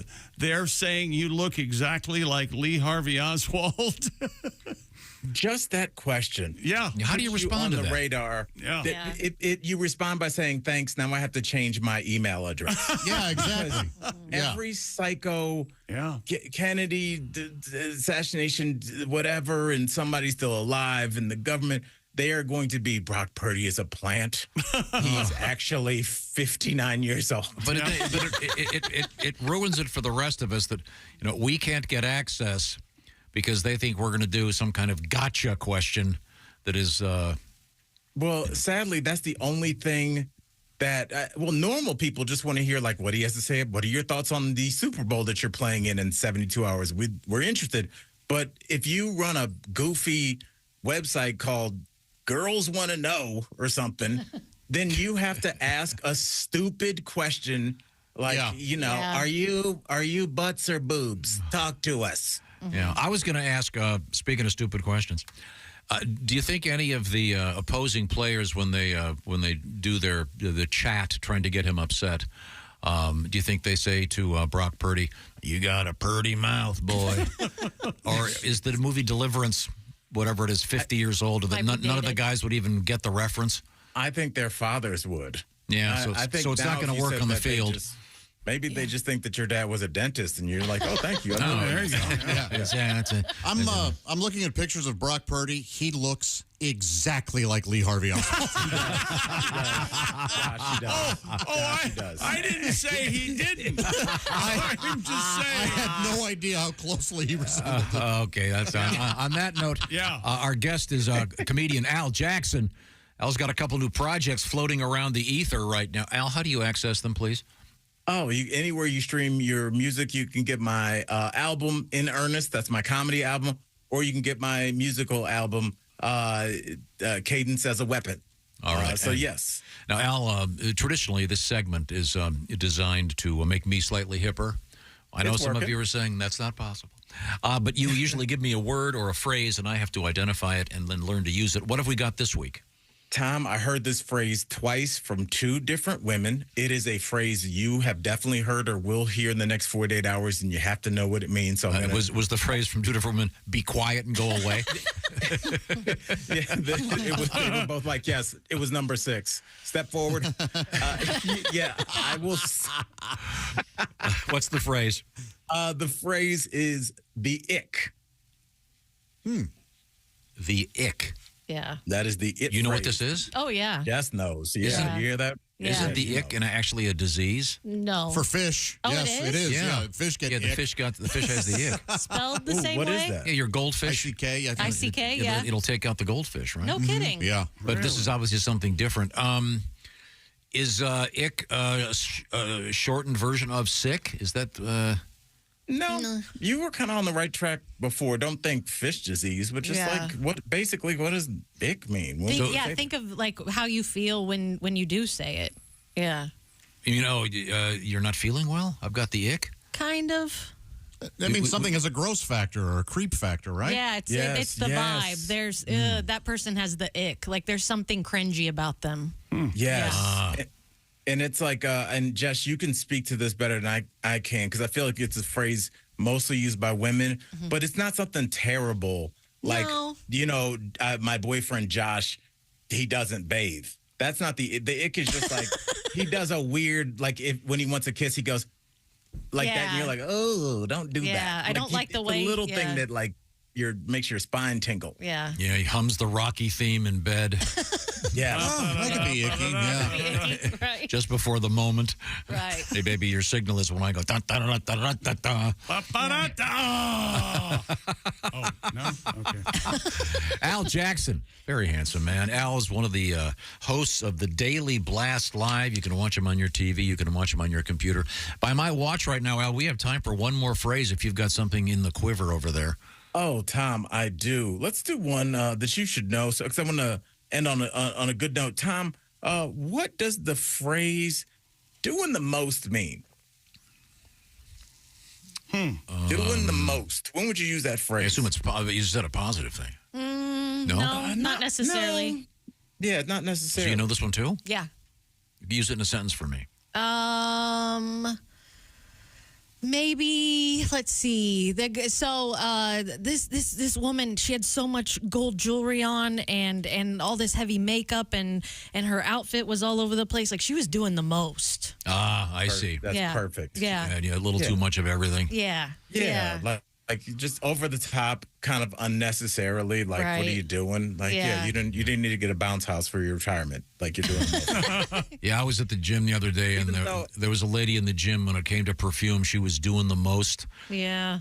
I had to move to a different machine. She smelled so bad. Lady, our makeup stylist. Tom, you said something. You just triggered something really quick. Yesterday, I was talking to our makeup stylist, Jure, and he said he had to leave the gym yesterday morning because there was a woman that just smelled like deli meat. He was like, it destroyed his. He said he left. And mentally, he couldn't. It was like by the time he located it, and when you're sweating, it's literally coming out of your pores, but it's mixed with human. And it was so weird. Ugh. Yeah. Sorry. I was at a sushi place and I moved because the smell of patchouli was overwhelming coming from the next booth. I leaned over as I was leaving and I said, hey, I once saw Jerry Garcia solo live in Berkeley. good luck with the patchouli. Al Jackson. It's always a great pleasure, Al. Watch him on the Daily Blast Live. Thank you, sir. Hippies like you were in Dragnet. Yeah, he does. Guys, I love you all. Bye, Al. Hippie chicks. Aren't they? What's coming up, Jess Hooker? We've got love letters turned into toilet paper, if you're into that. Oh, I see. You get to name your ex on an interesting item. And does your drug dealer hand out samples? Well, I've heard that's the old As Chick said, first one's free. They got a good product, I guess. I don't know. All right. Right now, we're going to save you. That's right. This is a show about saving you and about helping you get through life. Valentine's Day. It's an obligation, ladies and gentlemen. No matter what is said to you, oh, I don't really want anything. Are you kidding? Are you nuts? There should be a little devil on her shoulder going, you better get me something. or at least a dun-dun-dun-dun. Yeah, so here's the thing. I can rescue you right now. Pull over on that phone you're carrying around. Go to IHateStevenSinger.com, and you can grab a gift that will make everything go away. Everything will be fine. You might do real well, as a matter of fact. Steven Singer, among other things, those beautiful Malibu pink gold-dipped roses, $59. They come in a beautiful box with a personalized Valentine's Day card, ready to rock. You don't have to hunt around for a vessel to put them in because they're right there in the box. And it's not just beautiful roses. By the way, those start at $59. Also, incredible bracelets, earrings, etc., etc. You're going to be a big winner with Steven Singer, and he's got his famous guarantee.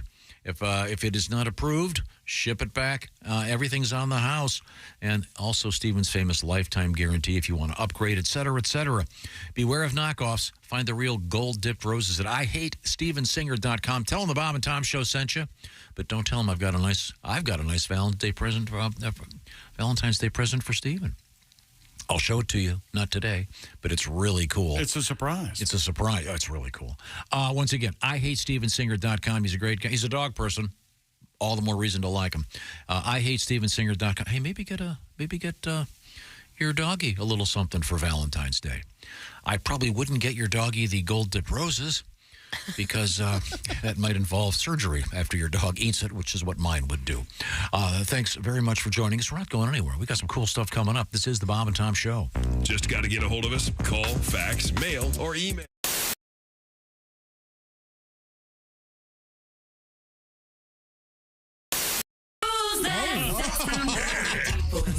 It's Cosby. Here he is with his joke of the day. What did the judge say when the skunk came into the courtroom? Oh! What did the judge say when the skunk came into the courtroom? Odor in the court. That'll be getting told in courts throughout the country. Odor in the court. Oh, man. Hey, it's Josh Arnold with a food recommendation for you. Gardner's Wisconsin cheese, their famous oven-baked cheese. It arrives pre-baked. You just heat it and eat it, grill it, skillet, or air fry it. Check out their new oven-baked cheese flavor, jalapeno. Ooey, gooey, spicy cheese. It's sure to tickle your taste buds with real jalapeno flavor and heat. Perfect for game day, parties, or any time. Excuse me, are you serious with this? I mean, why are you doing this? Me, the real me is right here. I could easily be doing this. We don't need you, man. Look, there's only room for one of us.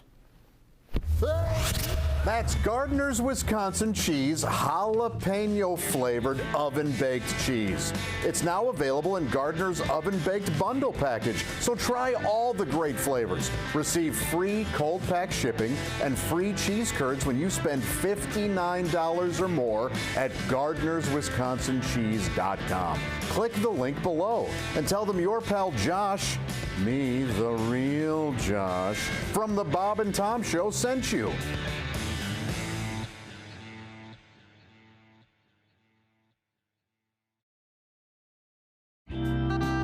Brett Michaels is our guest, and can we talk music for just a second? Sure. You got a lot of TV stuff going on, of course, but this all started for you as a musician. Right. And now let's go way, way back. Very first band that actually had a gig that you were in.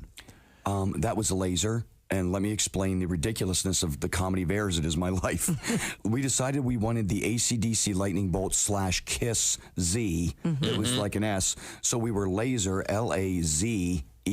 Right. Then we had no money for a backdrop like Kiss had, right? So we decided we took one of the old school, I'm going way back, old school bed sheets. You remember they used to make those 3D looking bedspreads that have like a tiger so we had the band Laser with a tiger backdrop. That was our backdrop.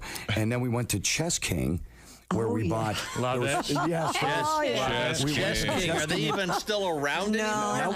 No, wait. I'm going back a few years. I know you are. I got our members only jackets, and we stopped into Chess King at the Capital City Mall, and they only had 3 of the 4 aluminum foil looking members only chromish jackets, and 3 of the 4 members had to walk around with it, and the other member, the drummer, was left out. And then we would change off the jackets, and we had our first gig in Marlon, or my friend Marlon at Jan's basement, charged 25 cents, and about 6 of the neighborhood kids came down, and we played a couple Kiss songs, and then what we didn't know, we just put the record on and played along. We played along. Like, we don't know all of this song at the beginning of Rock and Roll All Night, and we referenced the album after that. Look at that. Great. Laser. And may I ask what particular hair configuration was happening for you at that point? It was, again, a combination of awful. We hadn't gotten that far. A combination of awful and what? We hadn't gotten the other part. Yeah, no, it wasn't good. I know that a little bit. You know? Uh-oh, we have a phone call. Hold on. Bob and Tom show. Hey, man, it's Donnie. Hey, Donnie. Hang on 1 second, Donnie. We got a special guest in the studio. Hey, is Brent there? He's here. He's Brett's here, yeah. Hey, Donnie. Thought you would aim poison, just like Journey with that Puerto Rican from Mexico. I'll say it right to Neil Short. That's right. Kristi, could you make it any more obvious? What? We was just talking at work making fun of you. Why? What are you talking about? Is that Hurricane Earl in your panties? Or you just happy to see him today? Thanks, Donnie. All right, thanks, Donnie. Oh, yeah. Thanks very much.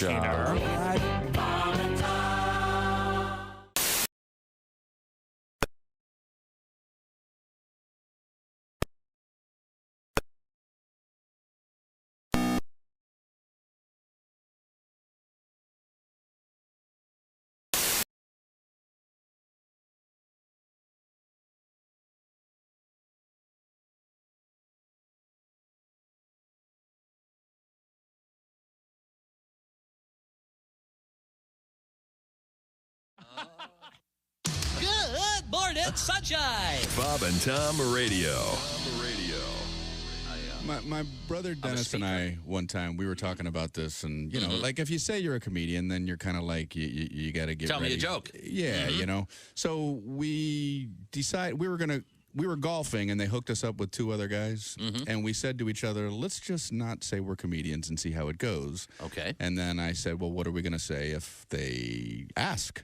And he said, let's just say we're house painters. Okay. Well, we had 18 holes of trying to answer questions about paint that we were incredibly underqualified for. Yeah, I don't know. So you what use a latex, you do an oil base, well, you know, whatever the house needs. Whatever it needs. I'm like, why didn't we say we were comedians? I know the answers to the questions. This is where Next time, go with a hardware store. See. 747 flying was it New York to Seattle, and all of the toilets on the plane stopped working. I think the funniest part Okay, first of all, they've only gone 3 hours. I'm sure you can hold it for 3 hours, can't you? You have children, don't you? Kristi, we're all full-grown adults. Yeah. You're Barbie size. We're going to the bathroom every hour, every half hour, a lot. Little Josh has had a double dose of that in-flight chili meal. Of course. All right. Did you hear this? First off, you can see when I take a flight. It's one of the fattest things I've ever Tom done. assumes I would order the chili as if that were ever an option. However, and he said a double dose, meaning I requested seconds. Comedian Diana Jordan is here with us now. Can I ask you something? Yeah. Since you've been here last, have you had any augmentation of any kind? No. Okay, must be. I'm wearing the Wonder Bra. Is that? Are you kidding? No. I just showed it. Impressive. Yeah. They call it the Wonder Bra because when you take it off, the guy wonders where in the hell you're. Hi, this is Nick. Over here, right here.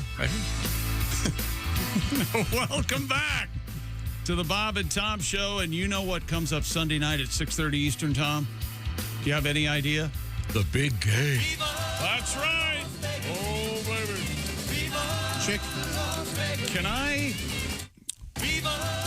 Will you do the world a favor? Yes. And give one more time your recipe for the newest delight in culinary arts concerning donut holes? Oh, donut holes. Well, what you do is you order donut holes. And what I did is, as all great inventions, all great ideas, it happened quite by accident. I put them in the refrigerator to keep them, fresh. So then the rule with me is if it's frozen, I like it melted a little bit. Mm-hmm. And if it's hot, I like it cold. Like I like cold pizza, I like melted ice cream. You get the idea. Yeah. So I started eating a donut hole out of the refrigerator, and I thought, this ain't, I believe Red Fox told us, this ain't getting it. So thank you. I put like 5 or 6 in the microwave for 25 seconds and got them out, and they're so soft and just a bit hot they hurt your mouth. Were they glazed? They're glazed donut holes. Oh, yeah. Nice. They're a little creamy. You did the DoorDash to get your donut holes? I got the DoorDash to get my donut holes. That sounds like a tongue twister.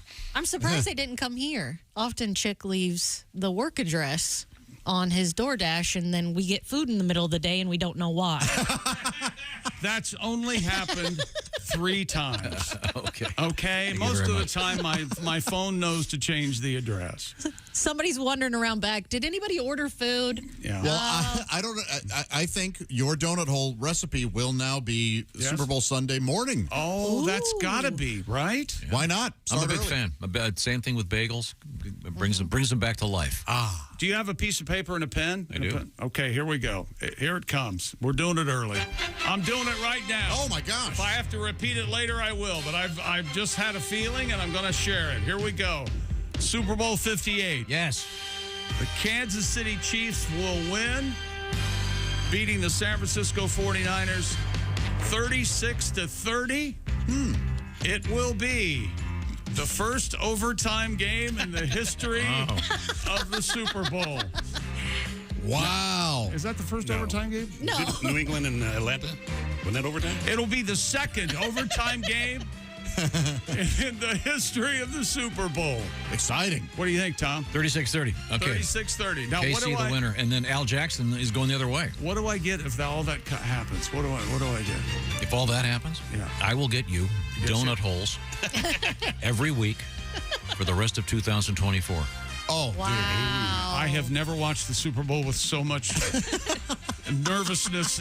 I'm going every play. Are you still going to be able to enjoy it with so much at stake?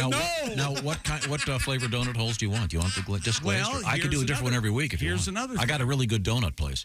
I do too, but here's the thing: they figured out who I was.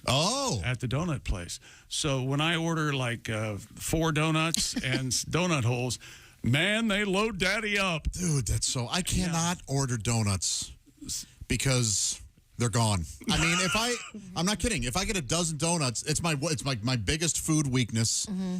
In 2 hours, I've eaten all 12. As my mother would say, I eat on them for a couple days. Oh, I wish I could. And my donut place, I don't like their coffee, so I go to the place down the street, get their coffee, then go to the donut place and eat them outside. Oh, so they slipped in regular donut holes, the glazed, and then they have chocolate glazed donut holes. I like the blueberry. Oh, I don't. You ever had the cinnamon? I've not had the cinnamon. Crack. Tell me all about it. Well, you think cinnamon donut holes in the microwave? You're going to end up in jail. Cinnamon.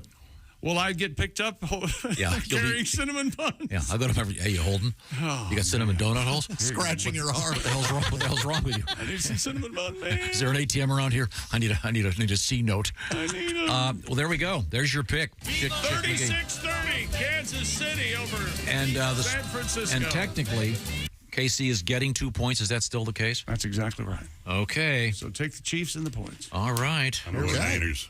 Huh? I'm going Niners. So you're telling me that the Kansas City Chiefs went into Buffalo, beat the Bills in Buffalo. They went into Baltimore, beat Baltimore in Baltimore.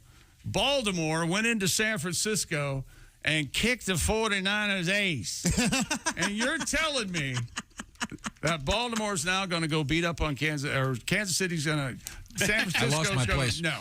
San Francisco. No. You're wrong. Okay. Well, let's move forward. You're wrong, and I'm confused. Jess Hooker sitting in for Kristi Lee at the Bob and Tom News Desk. Have we missed anything? Authorities in Canada arrested a suspected drug dealer who allegedly handed out business cards that included a free cocaine sample. Hey, how you doing? Give this a shot and get back to me. Huh? Hey, this is no obligation on your part. Not at all. You just think about this for a minute. According to police, the 30-year-old Mr. Syed Amir Razavi was distributing the cards outside a casino in Calgary. Who sounds like Al Pacino. Now, I got something for you here. Now, this might mean something to you. I don't know. It doesn't mean anything to me. Take a look at this. Glenn Ross, Al Pacino. Take a look at this. See what you think of this, huh? What do you think? The business cards featured an alias, Alex Lee, and listed his occupation as driver along with contact information. This is just for Tom. His alias was Alex Lee Heidel. Oh, nice. We're back on Brock Purdy territory. That's a Lee Harvey Oswald. Oh, okay, gotcha. Very good. Stapled to the back of the card, however, was a small baggie containing cocaine. The man was arrested on charges of narcotics, possession, and trafficking. Where was it? Calgary. Ah, that's a Class A felony. It is. You don't staple your name to the illegal drugs, do you? No. Of course you do. That's Otherwise, why I used his alias. Ask for me by name. That's how you get repeat business. I see. How you doing? Alex Lee. Okay, good. What is it? You don't want to sell one car. You want to sell many cars over many years. Yeah. That's how you do it, Tom. I see. Okay, very good. Very good. Thank you very much. Ever give a squirrel CPR? I have not. We're going to find out about that when we come back. This is the Bob and Tom Show. Reach us toll free at 1-888-BOB-TOM-1 or at bobandtom.com. This is the Bob.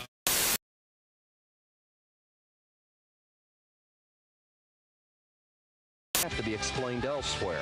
295 Night Ranger when you close your eyes. It's 8:42. You're with Bob and Tom on a 2 for Tuesday. Good morning. Howdy. Great. Holmes.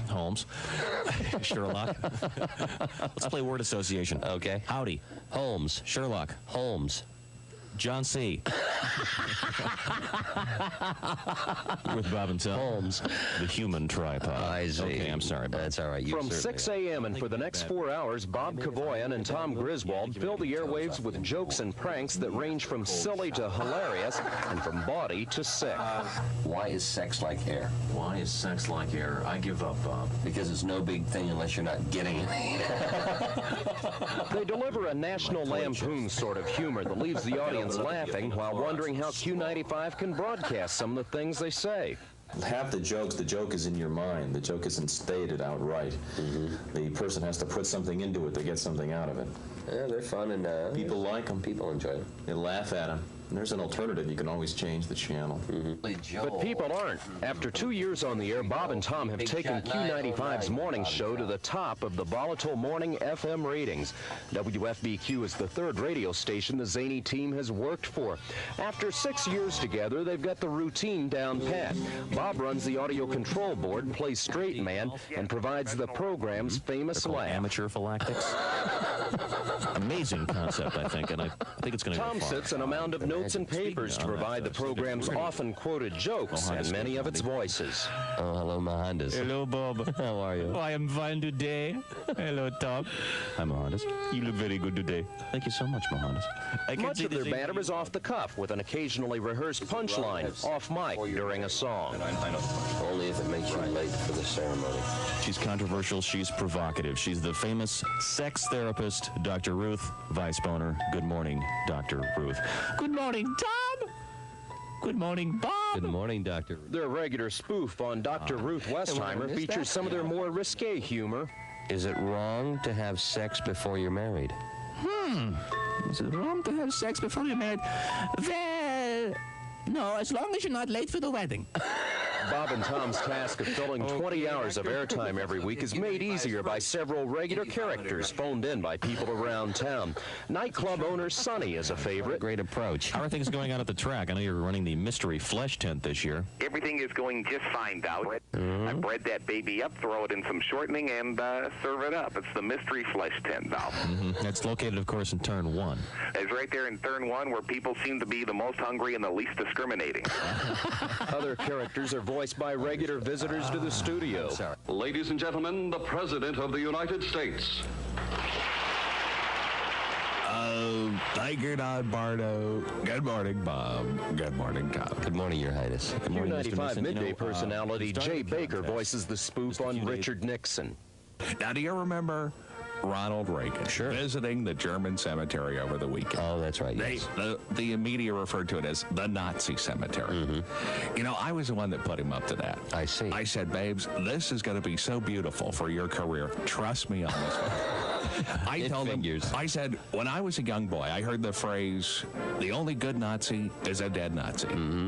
I said, Ronnie, you can't miss a whole field full of dead Nazis. You slide over there, you put the wreath down, the wreath, and you're cruising. Bob and Tom say they get very few complaints from listeners as they poke fun at every special interest group imaginable. And station management has left them unrestrained on the limits of their humor. After 2 years, the result has been high ratings, a devoted following, and 2 happily transplanted Hoosiers who say they just might stay to grow old and gray on Q95. Could be. It's very possible. In fact, it's already started. Bob's getting gray. Yeah. Tom's getting old. Yeah. This is Greg Todd, Channel 6 News. Oh, I feel so much better now. You know, Bob. Yes. I don't want to say that most of the women that you go out with have questionable morals or anything, but Tiki Barber here. Remember the days when I was a running back in the NFL? Well, if you're on your feet all day like I was, you get the struggle. The secret is orange insoles. Their insoles are like magic for your feet and body. They'll help you kick hip pain, sore feet, and lower back discomfort to the sidelines. Feel better, do more with orange insoles.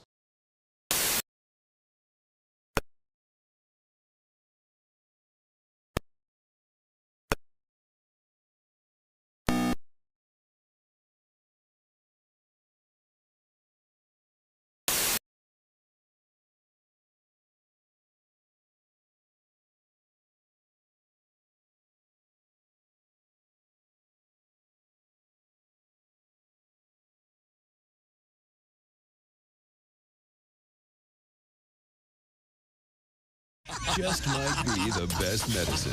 If you want to turn your daddy parts orange, eat some Cheetos and watch some porn. Bob and Tom Radio, 24/7. It's an old Eskimo trick of how to catch a polar bear. Now, what you do is you go cut a hole in the ice, right? And then you take little peas and you place them strategically 4 inches apart all the way around the hole. Right. And a polar bear will crawl up and he'll look at it in very much curiosity as what is going on there. Now, when he bends over to take a pee, you kick him in the ice hole. Joining us in the studio, comedian Mark Eubanks. Did you go to college down in... I went to college in University of West Virginia, Morgantown, West Virginia. Oh, really? I was a mountaineer. Well, why would someone from Florida go to college in West Virginia? Because you didn't have to be real smart to get into school there. Basically, showing up got you that piece of paper. Valedictorian was a 2.0. On the breathalyzer. Hi, this is Mike Burbett. Tom. Hey, welcome back to the Bob and Tom Show. Jess Hooker at the news desk. There's Josh Arnold, the I Hate Steven Singer sidekick chair. Chick, how the heck are you? I'm not bad. Pat Godwin on assignment. There's Ace Cosby.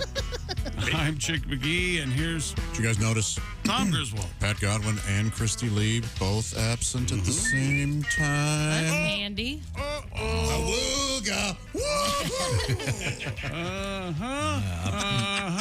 Well, actually, Pat's under the weather, not under Kristi.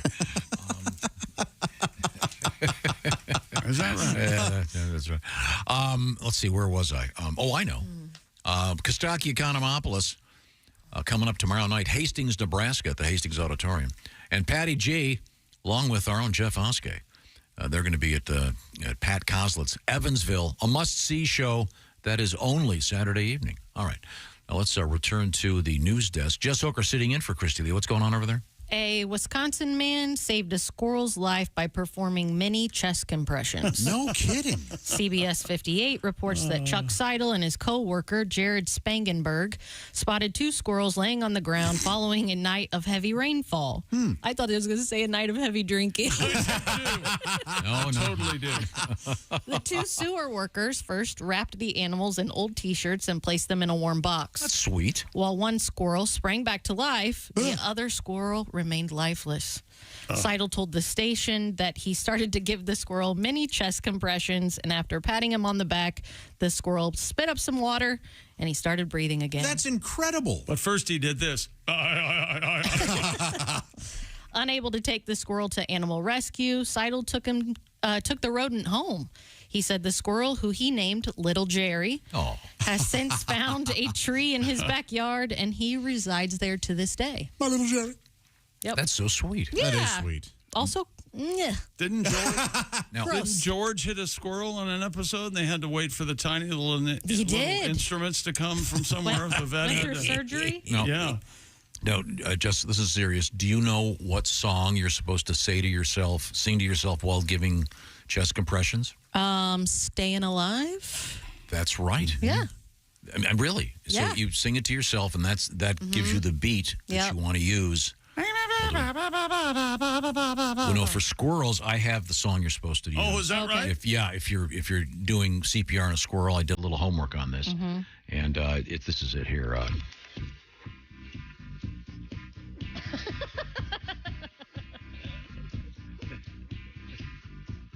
What a great song! Oh, that's Dolly Parton, right? Funky Town? I know, it's the Chipmunks. Oh, dude, it kind of sounds like it. It does not. Funky Town. I always loved this song. Oh, yeah. Is that just sped up, or did you do something special? That's the Chipmunks. Oh, it is the Chipmunks. Oh, okay. It's the Chipmunks doing Funky Town. Excuse me, let me do that. Is that Lips Incorporated? Lip Sync. Yeah. The original Funky Town, yeah. I think they were just studio musicians. I think they named them Lip Sync, but that's a great song. Yeah. In any event, this is such a sweet story about a squirrel. Now, would they have done it if it had been a rat? I don't know. I mean, he didn't put his mouth. There was no mouth to mouth here. It was all just chest compression. You can give. Still gross. They're all the same. Chest. I know you can give. If a squirrel needs chest compressions and I'm there, good luck. I love squirrels. Boy, I don't mind them, but I don't want to rats. touch them. I really want to hold them and stuff. You do? Yeah. You could actually give a dog mouth to mouth. There are instructions out there on how to do that. Right. In case you have Do you to. practice a lot? I do. I do very much. That's called Fridays. French and Fridays. French and Fridays. French. Yeah, and you don't peanut butter want to see his blog, Doggy ATM. It's not. Oh, no, you don't. That's Saturday. In fact, I didn't even want to hear about it. The only reason I know that word is because of him, so he deserves it. Aren't there? Isn't that a whole? That's another whole world. Dogs and. No, we're not going there. Okay, next. Bigger dogs, of course. Okay. There's a couple stories we have today. And this is something I don't get. Okay. Which is these revenge. They have the one where the zoo will name cow dung after your ex or whatever. We got 2 more of these now. A company says it will turn your old love letters into toilet paper. The outfit is called. Do you guys want to guess? What would you call it? If you turn in old love letters. Love smear. Something wipe. A wipe right. Oh, there you go. Oh, that's perfect. That's good. That's good. That is perfect. Ode wipes. How about who gives a crap? I see. Yeah. That's the name of it? That's the name of the subtle. company. Yeah. They must have been a really long meeting thinking of that. Yeah, it has launched its Flush Your Ex promotion, which asks fans to mail in whatever cursed paper correspondence is taking up psychic space in your sock drawer. That makes no sense. Not really. Whether it be love letters, postcards, or receipts from your first date, the company says the donated letters will be delivered to its production facility to be transformed into 100% recycled, eco-friendly TP. I see. Who Gives a Crap will accept letters through February 29th. Hey, I got a question for you, Josh. Yeah. Have you noticed that your consumption of toilet paper has gone down since you got your bidet? Yes, it has. Really? Yeah. Is it half, you think? I would say half. No kidding. This sounds like the world's worst commercial. Two guys. Hey, Josh, has your consumption of toilet paper gone down since you got your bidet? It sure has, chick. Wow. I really want to get a totally fair You question. should. Yeah. You should. I love it. You have one? Yeah, I've had one for a long time. I feel like it would eliminate the need for you to take a shower after each transaction. Oh, that's 100%. You could use that James Taylor song in the commercial. Yeah. Which one? Shower my bunghole with Instead of showering the people. yeah. Shower my bunghole. I'm sorry. So, all these things where they do awful things to your ex. Yeah. None of this makes sense to me. But when you turn into toilet papers, then do they send you the toilet paper? Yeah. Yeah, I guess. Yeah. And Could then you just eliminate the middleman and just take the letter and use it? Well, it's a little rough, isn't it? Yeah, unless you could rub it in your hands to soften And you really it. want to wipe with notebook paper? Yeah. Hey, she's on my ass again. Literally. Nice. There's another one here. A company will paint the name of your ex on a soon-to-be crushed car at the scrapyard. That's at least fun. Yeah. And they're doing it anyway. Well, especially funny if it's her car. That is funny. I saw your new Jeep. No, it's now in a giant metal block. Yeah, afterwards they'll send you the results in a photo for a Valentine's Day gift, I guess, if you wanted to give it. The outfit called Scrap Car Comparison announced its Scrap Not Who Your Gives Ex. a Scrap? No, not Who Gives a Scrap. Announced its Scrap Your Ex campaign to help those with a broken heart gain some, as they call it, catharsis. I see. The car will be scrapped and you will receive, quote, photographic evidence of the deed once it has happened, providing the ultimate heartbreak healer. You also get money for the scrapping? Yeah. Isn't that a thing? Yeah. So they just spray paint Zelda on the side of a wrecked car and crush it? Sure. Then do you send the picture? I don't understand. They'll send the picture to you. Why not just let it go? Well, of course, but some of these are good programs. Like for zoos and stuff, they end up giving the money to. Yeah, whatever. and this would be a fun thing. Like, I would do this if a girlfriend just went through a bad breakup. I'd put her boyfriend's name on it. I was absolutely going to ask you that. Yeah. If this is more for friends to do for Yeah. yeah. Yeah, it would be cute. I would send it to her, and yeah. Right. By the way, his body's in the trunk. Yeah, that's kind of more my style, actually. That is Italian blood? Yeah. By the way, there's something seeping out of it. Big square mass of metal. What's the movie where they crush the car with the person in it? Oh, I don't know. There are a few, and I was going to say there. Are a couple. They hint at the end of Pulp Fiction. That's sort of what you think's going to happen, right? Is the body in the? Yes, it is. I love Pulp Fiction so much, I can't discuss it with you. I'm sorry. But isn't that the implication? Yeah, the wolf cleans it out. Yeah, and the body's going to the scrapyard. Okay. Yeah, they take it to the in scrapyard. any event, there's so many of different these things. So who knows? Okay, what else you got over there? A story for Chicky. Police in Ohio have recovered over 24 bags of ice that had been stolen from the Family Dollar store. What? Yeah. You want to tell your story, Chick? 24 bags? They recovered it? Yeah, I know. Yeah, that's... So it must be cold where they are, right? You steal ice? Only one time. Oh, okay. And here's what happened. I went to a major big box retailer that rhymes with Tallmart, and I went in and I'm paying my transaction, and I tell the cashier, I'd like to buy a couple of bags of ice too. And she goes, all right, rings it up. And she goes, there's your receipt. You'll need that for the bag of ice. So I get my purchases, my cart, and I toddle on over to the ice bin, the ice kiosk. And there's no one there to take my receipt. And I open the door, and it's empty. No ice. No ice in there. Nothing. Bare. It was a little chilly, but no ice or nothing. So I go, well, lesson learned. So I got in the car, and I start to drive away, and then I notice in the parking lot they have a gas station where you can, buy gasoline or snacks. So it's kind of a mini convenience store. And I noticed they had an ice bin out there with the little door that opened. So I went out there to see if they had ice, and by gosh, they did. And you figured 6 in one, half dozen in the other. That's right. So I put 2 bags of ice in my car, and then took another 2 for my trouble. Then drove away. And I felt like I had won, and then I told the story in the air. Turns out the company who owns 2 different things. The in-park... Murphy. Yes, Ace knew. Yes, Ace knows. Different company. Different company owns a gas Not the station. same. Who would have guessed that? I did. I had no idea. Ace knew. Now, in this case, they stole how many? 24. The Vinton County Sheriff's Office said deputies assisted Wellston Police on a report of theft at the Family Dollar in Wilkesville, according to WCMH. Channel 4, Columbus, Ohio. Officers responded to a gas station where a pickup truck with the ice had been spotted. 2 people were detained and later arrested on charges of theft. Oh, so it's no longer a cold case. The 27 bags of ice They got were 'em. returned So to the Family Dollar store. All right. Okay, well, thank you very much. Speaking of ice, when the box arrives, it's on ice. I'm talking about dry ice. I'm talking about HelloFresh. They want to say, hey, it's great 2024 so far. Maybe the food thing getting a little boring in your life. The same stuff over and over. Every time you eat, it's like Groundhog Day. Over and over the same stuff. Let's shake up your life a little bit and save you a ton of time and a bunch of money. That's where HelloFresh comes in. They do the grocery shopping.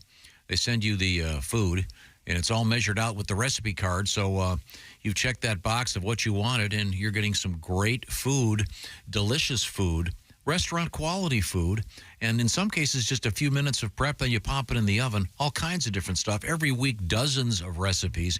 You can also swap proteins, etc., etc. It's all from HelloFresh. We had those my favorite so far are those delightful meatballs you made, Jess. Oh, yeah. I'm looking over here at this Gouda Vibes burger with tomato jam and potato wedges. Oh, tomato jam. That's my jam. Right. HelloFresh, once again, they do the grocery shopping. You put it together, and whatever your food, let's just say your food lifestyle is, they're going to have something that's suitable for you every week, if not many things that are suitable for you. That could be good old classic comfort food like those exotic hamburgers, or it could be something low-cal or something low-carb. They've got you in mind. They give you the directions. They even have pictures. They're really making it easy. You'll become a better cook, and some of the stuff very, very quick. You're not going to take a lot of time. And some of the more exotic stuff, well, they give you the packets of spices, et cetera, so you don't have to roam around the grocery store for 30 minutes trying to find the cumin. So here's the thing. You go to HelloFresh.com/BT Show free. The code is BT Show free because that's one free breakfast item as long as you keep an active subscription. HelloFresh, it's delicious. And, of course, you know by the name that it's fresh. And you're going to have a really good time and shake up your food life. Give yourself a break and have some nice, great stuff. And, by the way, a lot less food waste, and that's important in our society these days. And you're going to save a lot of money because they're buying in bulk and passing the savings along to you. HelloFresh.com/BT Show free. Coming up, the moon and Mars and your accent as you speak. Interesting stuff coming up. This is the Bob and Tom Show. Essential.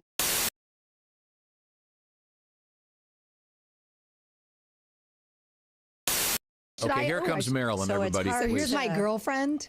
This is your mistress, Jack. Shut your mouth. Oh, my God.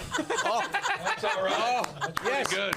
Ladies and gentlemen, I hope you have the VIP camera. Very strong. Oh, hey. Oh, my. Look at those legs. I don't think Marilyn didn't have that kind of muscle tone. Pat McAfee's NFL kicker legs. Yeah. How do your arms look good? Yeah. Your lipstick is amazing. I almost can't handle it. I can't either. Can you sit in that? Your husband can. Wow. Again, I know this is totally visual. This is terrible radio, but it's fabulous. We will be getting lots of pictures of this out there. I need a picture with my lady. Pat's having problems with his brassiere, apparently. I got huge jugs. That's what I just found out. He's got his phone. He's got his phone stuffed down and cleavage. Okay, he can't be without it for Twitter. We're going to take some shots right now. The ladies are posing. Once again, from the Pat's face is hilarious. Got the little beauty spot going as well. Yeah. Thanks, bud. Once again. Now, Kristi, I know that you were upset. Now, look at this. I want approval here. You can see I have 10 envelopes Right. You can see here. Now, Kristi, give me a number between 1 and 10. 10's my lucky number. 10 is your lucky number, okay? Now, as you recall, last year, Yeah. Kristi was dressed up as Teddy Roosevelt with the Probably the best Teddy Roosevelt in history. the hunting hat, the mustache, and whatever that hat is called. And you had the kind of a hunting shirt on. Sure. Like a newscaster, like I Right. were all the time. And you were not happy. This is the 10th one, as you can see. We had 10 options for you. Go ahead. Now, we have 10 presidents here. Mm-hmm. Now, you have open one of them. Thank you very much. And see which of the 10 you're going to be today. Ladies and gentlemen, Kristi Lee, open up the number. Which president do you get to be? Totally random. Totally random. You heard me pick 10 because Okay, it's my lucky number. Who is it? What's the matter? Who is it? Oh, it's Teddy Roosevelt. What are the chances? Yes. This time it's that's weird. It's Teddy in a suit though, so it's a different look. I have to wear a suit? We're not going to put you in the same costume. I'm wearing heels. Kristi. All I'm wearing right. heels. Can I ask a question? And I have a wig that's How many- itching my head. How many envelopes did you have? 10. And in each, And I see. let's say number 7. Abort mission. Abort mission. Can we open number 7? Yeah, let's try number 1. This is the kind of distrust is why we left the English. I'm The just same kidding, George. picture was in all 10 envelopes. That's what I think. Yeah. That's what I think. How dare you people? That would I don't just know. be- I don't know whether I'm insulted that that's what you did, or you think that we are wouldn't stupid catch on. enough. I don't know. What did he say? He says we're ignorant. I think I'm more upset at the last Although part. I do have to admit, if I'm doing this picture, am I doing this exact photograph? Yeah. Because I really like the tail. And we had to get 10 different Very costumes, and you nice. picked that. You'll be in tails as Teddy Roosevelt. It won't be the Oh, hunting nice Teddy watch Roosevelt. chain. Once again, we're getting all these photographs out on I our wore my website. riding These heels are horrible. Are they? Let me see them. You guys wear heels all the time. I don't know how you do it. See, not too many TV shows. Are you really wearing Close your heels? legs would there. be able to Holy show moly, these what feet. size? Are those Maryland. size 12 You- heels? 14. 14 ladies? 14s. Oh, yeah. Yeah, you're damn right it is. Yeah, baby. We had a guy on the show, a real nice gentleman, a couple years ago that's a cross-dresser. Wasn't he wearing like a size 14? Those are 14s. And there's a I guess a place online where if you want to cross-dress, you can Those are get. my boobs. You know me in shoes. Stop touching my boobs. There's definitely a shoe store that I know of. Well, we all With know your little that pancake. they do more than half their Yeah, business, Jackie, yours are a little- larger they've lost their size women's shape. shoes. I have to be Teddy Roosevelt again? Yep. It's just You setting picked in, the isn't number. it? You picked the number. Go ahead, Kristi. Go get started. Why couldn't we do this normal? Like I could have been Jackie O, you know? I Like could have been- I That's would how this even- started. I would have even been happy to be Hillary Clinton. Yeah. Opposed to Teddy That's how this Roosevelt. started. We were sitting around, and I said, "Well, we could have Nicole do Jackie Kennedy because she has such nice hair." Mm-hmm. And then I don't know what happened. Then I decided, wait a minute, it'd be a lot funnier because you've got such a beautiful smile. You've got that Kennedy teeth.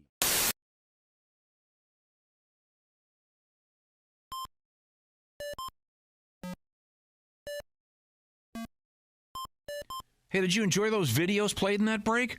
Check out the Bob and Tom YouTube playlist for more great stuff.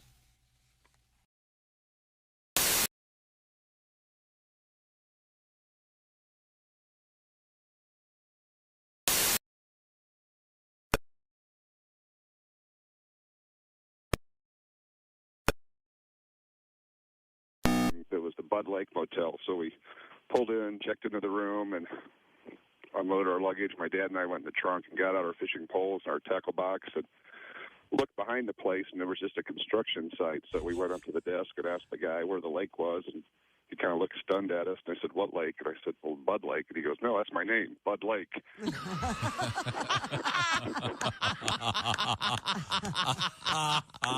Let's hear it for Bud Lake.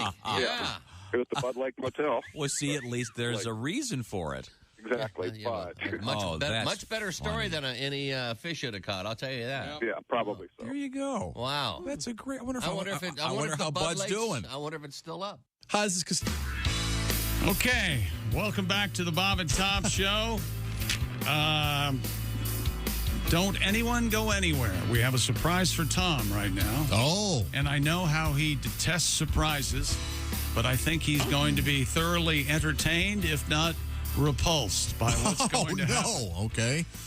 Jess, would you tell us a story again about what you found in the men's room about a year ago? Well, it came up because we were reading a story about Erica Lust Film. That company offers masturbation breaks. Erica Lust, yes. Erica Lust. And so they offer 30 minutes for their employees to go into a private room. And so they have a traditional office situation, and then they have it would appear an area specified. Yeah. And her claim is that the masturbation breaks are great because when we feel good, we do good work. I see.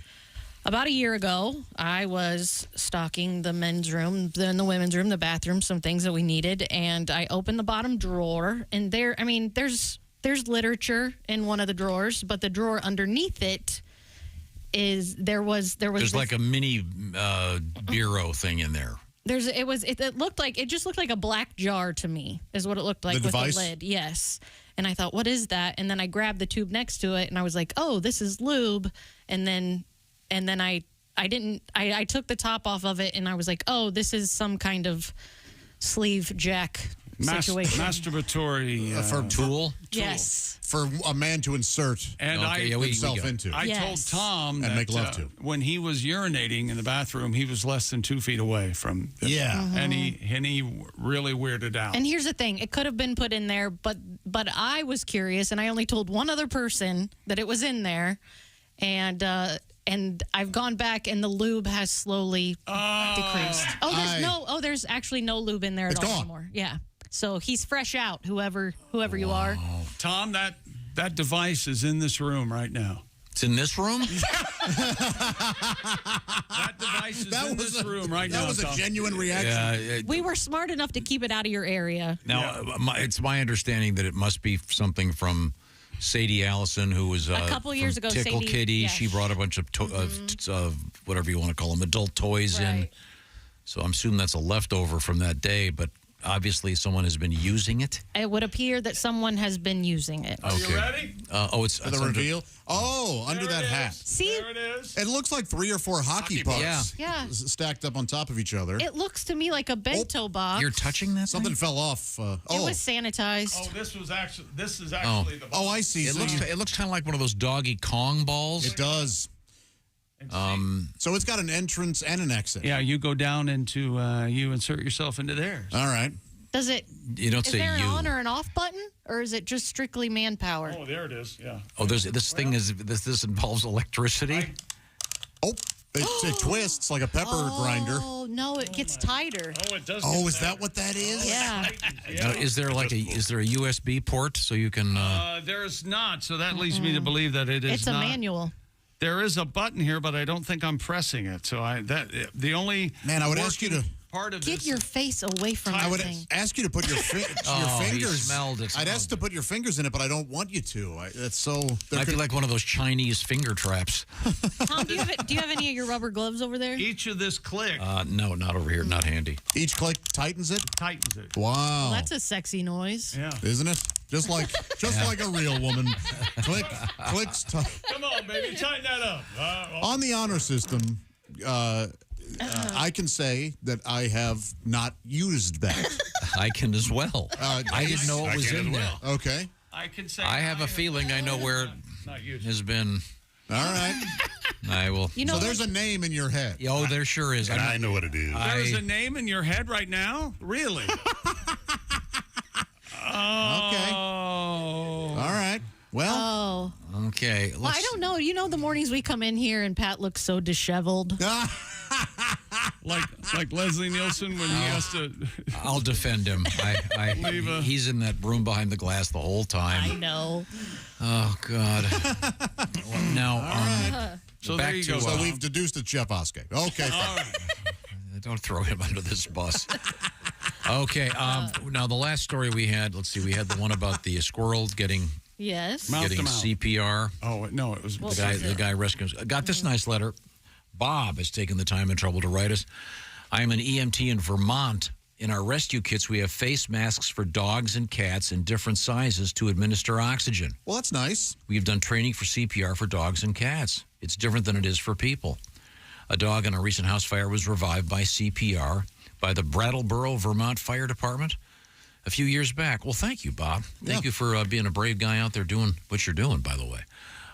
Interesting that you can give animals CPR. Important. Good. And we found out that if you, in this case, it was a squirrel they were doing the chest compressions to. And as I said earlier, unlike with human beings where you sing to yourself the Bee Gees classic song, Staying Alive, if you're doing it to a squirrel, once again, you're supposed to sing this great song. The chipmunk. See, a little quicker beat there. Funky Town. Lips Inc., ladies and gentlemen. Boy, they've got this down. However they did it. Yeah. Love that song. Okay, Jess Hooker is at the news desk. What have we missed? Scientists are trying to determine whether future colonists on the moon and Mars will develop new accents when they speak. Oh. Jonathan Harrington at the Institute for Phonetics and Speech Processing told Live Science new accents emerge by imitation. Do you think that place has an answering service? International Speech Institute for Phonetics. Can you hold? Well, who the hell else is calling? What do you... Oh. Wouldn't it be funny if the spokesperson had a stutter? Just irony. That's all I'm going for there. Subconsciously, we remember the sounds and words of the conversations that over time can influence the future way that we speak. When people with different accents become isolated, the entire group will start to mimic one another and create a brand new blend of available accents. So sort of a pigeon of... They've studied this. I was reading further about groups that go down to, say, Antarctica and live there for a year. Mm-hmm. And they might be from various backgrounds, and then it can change their accents. Wow. So, kind of interesting. So let's say an American and a Russian were together in a space station for 2 years. They would come out, and they'd both have hints of each other's accents. Could be, Sure. yeah. Wow. But they're talking about, if they're colonizing Mars. Yeah. If the people, if 10 years later, one of them was back on Earth, you'd be able to say, hey, wait a minute, are you from Mars? That makes sense. The way you can spot an accent, you'll say, hey, are you from Sweden? It'll sound like Jack Osborne. Like a half British, half American, half... Yeah, that's true. Yeah. And the interesting part of this is, to me, is if it does happen, you won't be able to make fun of them because you can't make fun of accents anymore. God forbid. Nothing funny about accents. There we go. Dear God. There's still a couple that seem to be fair game. Yeah. You think? Yeah. What, like? Southern? Yeah, that's fair game still, isn't it? Yeah. How y'all doing? Boston? Yeah. That Northeast accent? Yeah. Scottish and Irish seem to be, you're all right doing. British? American, of course, is okay. You think so? Yeah. Okay. You don't think somebody's going to upset because, hey, they're doing an American accent? Well, they usually make us sound really stupid. There's some British actors that make us sound really amazing. I mean, I've always heard that Brits they can do the Southern accent pretty easily, I guess. It's a little more extreme. Can you do the Mars accent made famous by Marvin the Martian and the Bugs Bunny cartoons? My space modulator. There should be an ear-shattering kaboom.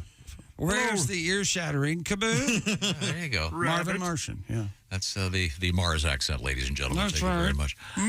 Now, we have a couple folks out on the road. Kostaki Economopolis, Hastings, Nebraska, is coming up. That show is going to be tomorrow night at the Hastings Auditorium. And as I mentioned earlier, Mr. Godwin and Mr. Oskey at Pat Coslet's in Evansville for a great show.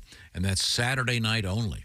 Let's return to the news desk. Anything else over there of interest? A man from Florida was arrested after driving through a closed beach and into the ocean. What's wrong with that? That's against the law? The Volusia County Sheriff's Office says deputies responded to New Smyrna Beach after a vehicle drove around a closed gate as well as a do not enter sign to access the beach without paying the toll. Oh, there's a toll to drive into the ocean. Well, there's a toll. See, that's near Daytona Beach. Yeah, you just drive on the that's beach. interesting. Yeah. And Volusia County, of course. Yeah. You know where that is, don't you? Oh, we're doing I don't. We're doing it, huh? Well, you know where Volusia County is? Pay no attention to him. I fear I do, yeah. Where's Volusia County? Oh, well, it's right up there, kind of near the Space Coast. And, of course, okay. the county seat, of course, is DeLand, Florida. Oh, in Volusia County, the county seat is DeLand. That's an odd name for a town. Why do they call it DeLand? Because it's not too far from D.C. Some of us are mad, others are pleased. So this dumb idiot drives directly into the ocean. Yeah, footage shows the white pickup truck barreling into the ocean and driving around in the water. WFLA la la la la la la la la reports that during his arrest, the man, Mr. Jason Brzezinskiewicz, told deputies... Well, which is it? Brzezinski or Browitz? Which is it? Polish or very Polish? Yeah, can't be both. A lot of consonants in there, buddy. He bowls every night. Wow. He told deputies that he just wanted to surf and that it was not his fault. Quote, the truck don't surf. He was charged with surf. The truck don't surf. He's right. It's a Apocalypse Now reference. Yeah. Charlie don't surf. He was charged with failure to pay a vehicular access fee. He drove straight into the ocean. Yep. Wow. Car wouldn't start. It was flooded. Naturally. What kind of car was it? Do you have any idea? Barracuda. Barracuda. What a great riff that is, huh? So good. Did you know that's girls who play that song? That sing it, and then one of them is a nice lady that plays the guitar. I think a boy wrote the riff and showed her how to play I doubt it. But You guys are idiots. We are idiots. Maybe the feller played it. I love Heart. You know you know the Lyndon Johnson car thing? No, I don't. This was President Johnson had a nice the LBJ Ranch. This absolutely I know about that. happened many times. Okay. And he was kind of a prankster. Right. Very interesting guy. Mm-hmm. But he would get folks down at the ranch and get him in his car and floor it and drive right into this lake. Just for fun? Because it was one of those aqua cars. I think it was called an amphibicar. Oh, okay. I think so. And they wouldn't see that coming. Right. Yeah. So it looked that is a fun joke. It looked pretty much like a regular car, only it was smaller. But they, oh my God, we're going to, and then he'd laugh, his southern laugh. Are you sure you're not going to vote for what I want? Because I'm going to kill you. Notorious prankster LBJ. He was notorious for an open door dumper in the Oval Office. That's pretty much what I remember. One of his biggest pranks, he had the president of the United States assassinated so he could become president. That's wild. What a trick. Follow the money. What a jokester. I know some people in Dallas. Here's the thing. Okay. I got you. I'm sorry. Oh, I'm sorry, Lee. Am I bothering you? Are you going to get with the plan or not? Wasn't he also quite foul-mouthed? Yes. I mean, I'm sure most. I'm as far as I'm concerned. You can hear. There's a whole bunch of tapes of him. If you're a politician, I bet you're cussing up a storm, and I don't blame you. But there's a famous where he's ordering a pair of pants, and he likes the specific pair of pants, and he needs. I got it. Oh, you do? You have the audio? Are you gonna play the whole thing? Yeah. Okay, good. This is LBJ. Here you go. The pockets, when you sit down in a chair, the knife and your money comes out. So I needed at least another inch in the pockets. Yeah. Now, another thing, the crotch down where your nuts hang is always a little too tight. So when you make them up, give me an inch that I can let out there because they cut me. They're just like riding a wire fence. Riding a wire fence. That's how that was our president. From my nutsack to my bunghole. I also like I like a president that carries a knife. Oh yeah, you know what just in case he needs to cut to tag or he wants to cut a tag off his shirt. Reminds me of my grandpa. He always had a knife. Always. In the Oval Office. Hey. Yeah. You never know. That'll be handy. Wow. Isn't that great? I have not gotten to that place where that's the attitude of an older gentleman who just doesn't care what he's saying. Matter of fact. It's the same attitude where if you wear swimming trunks, your testicles hang out below and you don't care. Yeah. Please, nutsack is the just amazing. As you heard the president. That's the casualness that I strive for. That was that happened to me. My grandpa was docking the boat and he put his Wait, I want to hear every word of this. Yep. The adults had gone on an adult ride, and all the kids were back at the lake house, and we see our parents and our grandparents coming back on the boat, and so we run down to the shore to greet them, and my grandpa is at the helm, and he puts his left foot up there at the front of the boat, and bigger than anything, his nuts just fall out the bottom of his swim trunks, and all of us kids turn around and just run back to the house. Wow. You can close your eyes and picture your grandfather's testicles. It is burned in my brain. Oh. Yeah. That's family, okay? Was he aware that they fell out? I don't think so. Okay, yeah. See, there you go, chick. No. Man. And if he had been aware, he would not get. Yeah. Man, what are you going to do about it? Yeah. We all got him. Except you girls. As soon as they hit the water, when I sit down to crap, I'm killing myself. That's what Hemingway did. Oh, man. Is that right? Yeah, that's what took him out. Right now. I feel like I need a cheese break. Big game coming up this weekend. For the big game, how about a big party? How about some delicious cheese? You've heard of big game animals. How about big game cheese? Oh, tell me more, John. I would love to. Man, oh, man. I'm considered around here a bit of a bon vivant, That's if you will. exactly right. I know my way around some artisan meats, quality cheese, and fresh cheese curds. Well, actually, Jess, we call you a bon vivant. Oh! Well, fair enough. Is that right? Well, Gardner's Wisconsin Cheese, they have their famous squeaky curds. They're made fresh in the morning, most often delivered to your doorstep in about 48 hours nationwide.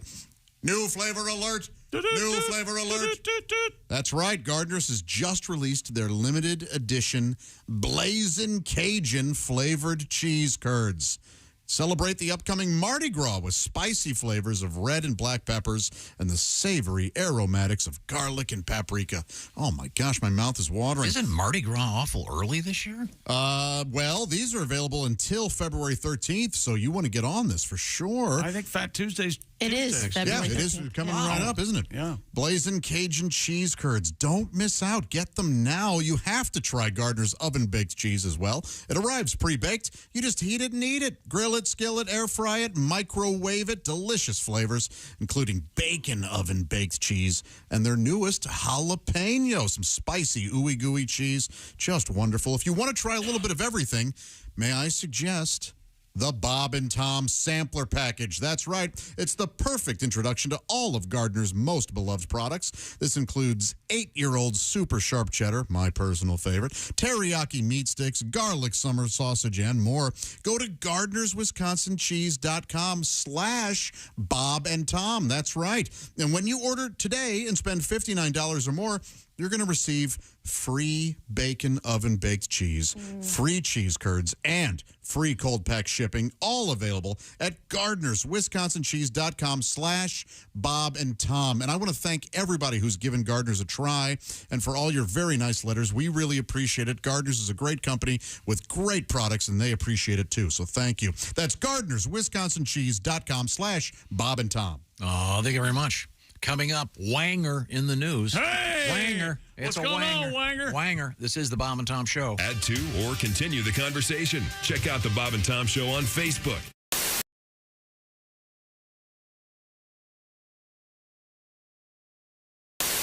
I always heard that his herb was top shelf. I just could not wait to find out for myself. Don't knock it till you've tried it. Well, I've tried it, my friend. And I'll never smoke weed with Willie again. I learned a hard lesson in a small Texas town. He fired up a fat boy and he passed him around. The last words I spoke before they tucked me in. I'll never smoke weed with Willie again. I'll never smoke weed with Willie again. My party's all over before it began. You can pour me some old Whiskey River, my friend, but I'll never smoke weed with Willie again. I hopped on his old bus, the Honeysuckle Road.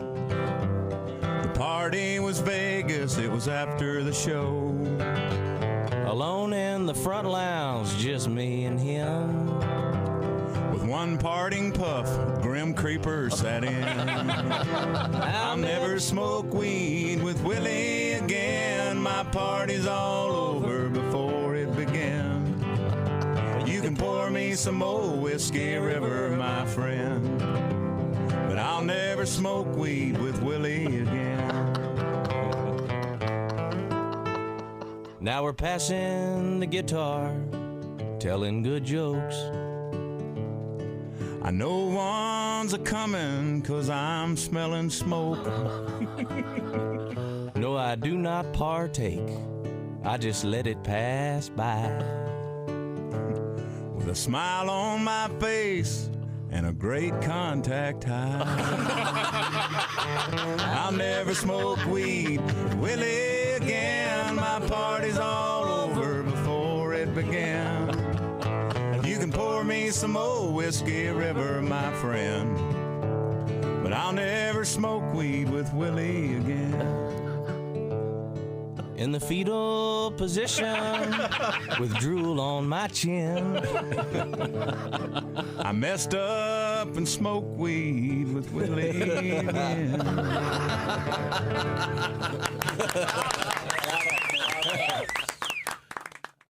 Hey, it's Josh Arnold with a food recommendation for you. Gardner's Wisconsin cheese, their famous oven-baked cheese. It arrives pre-baked. You just heat it and eat it, grill it, skillet, or air fry it. Check out their new oven-baked cheese flavor, jalapeno. Ooey, gooey, spicy cheese. It's sure to tickle your taste buds with real jalapeno flavor and heat. Perfect for game day parties or any time. Excuse me, are you serious with this? I mean, why are you doing this? Me, the real me is right here. I could easily be doing this. We don't need you, man. Look, there's only room for one of us. That's Gardner's Wisconsin cheese, jalapeno flavored oven baked cheese. It's now available in Gardner's oven baked bundle package. So try all the great flavors. Receive free cold pack shipping and free cheese curds when you spend $59 or more at Gardner'sWisconsinCheese.com. Click the link below and tell them your pal Josh, me, the real Josh, from the Bob and Tom Show sent you.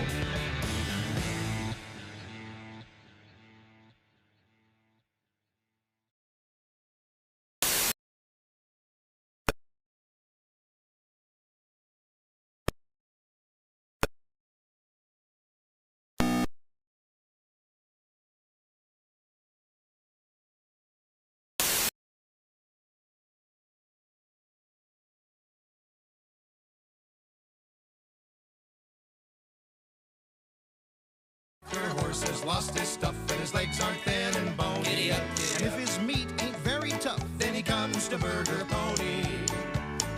Now, when you come into any participating Burger Pony restaurant and order our Swale in a Pail, every kid in your group will receive a free hot fudge sundae silence. And don't forget our Clint Eastwood Western spaghetti. And our delicious burgers, including the Daily Double and the Triple Crown. And remember our motto, if we're not in your neighborhood yet, your neighbors have probably passed a petition.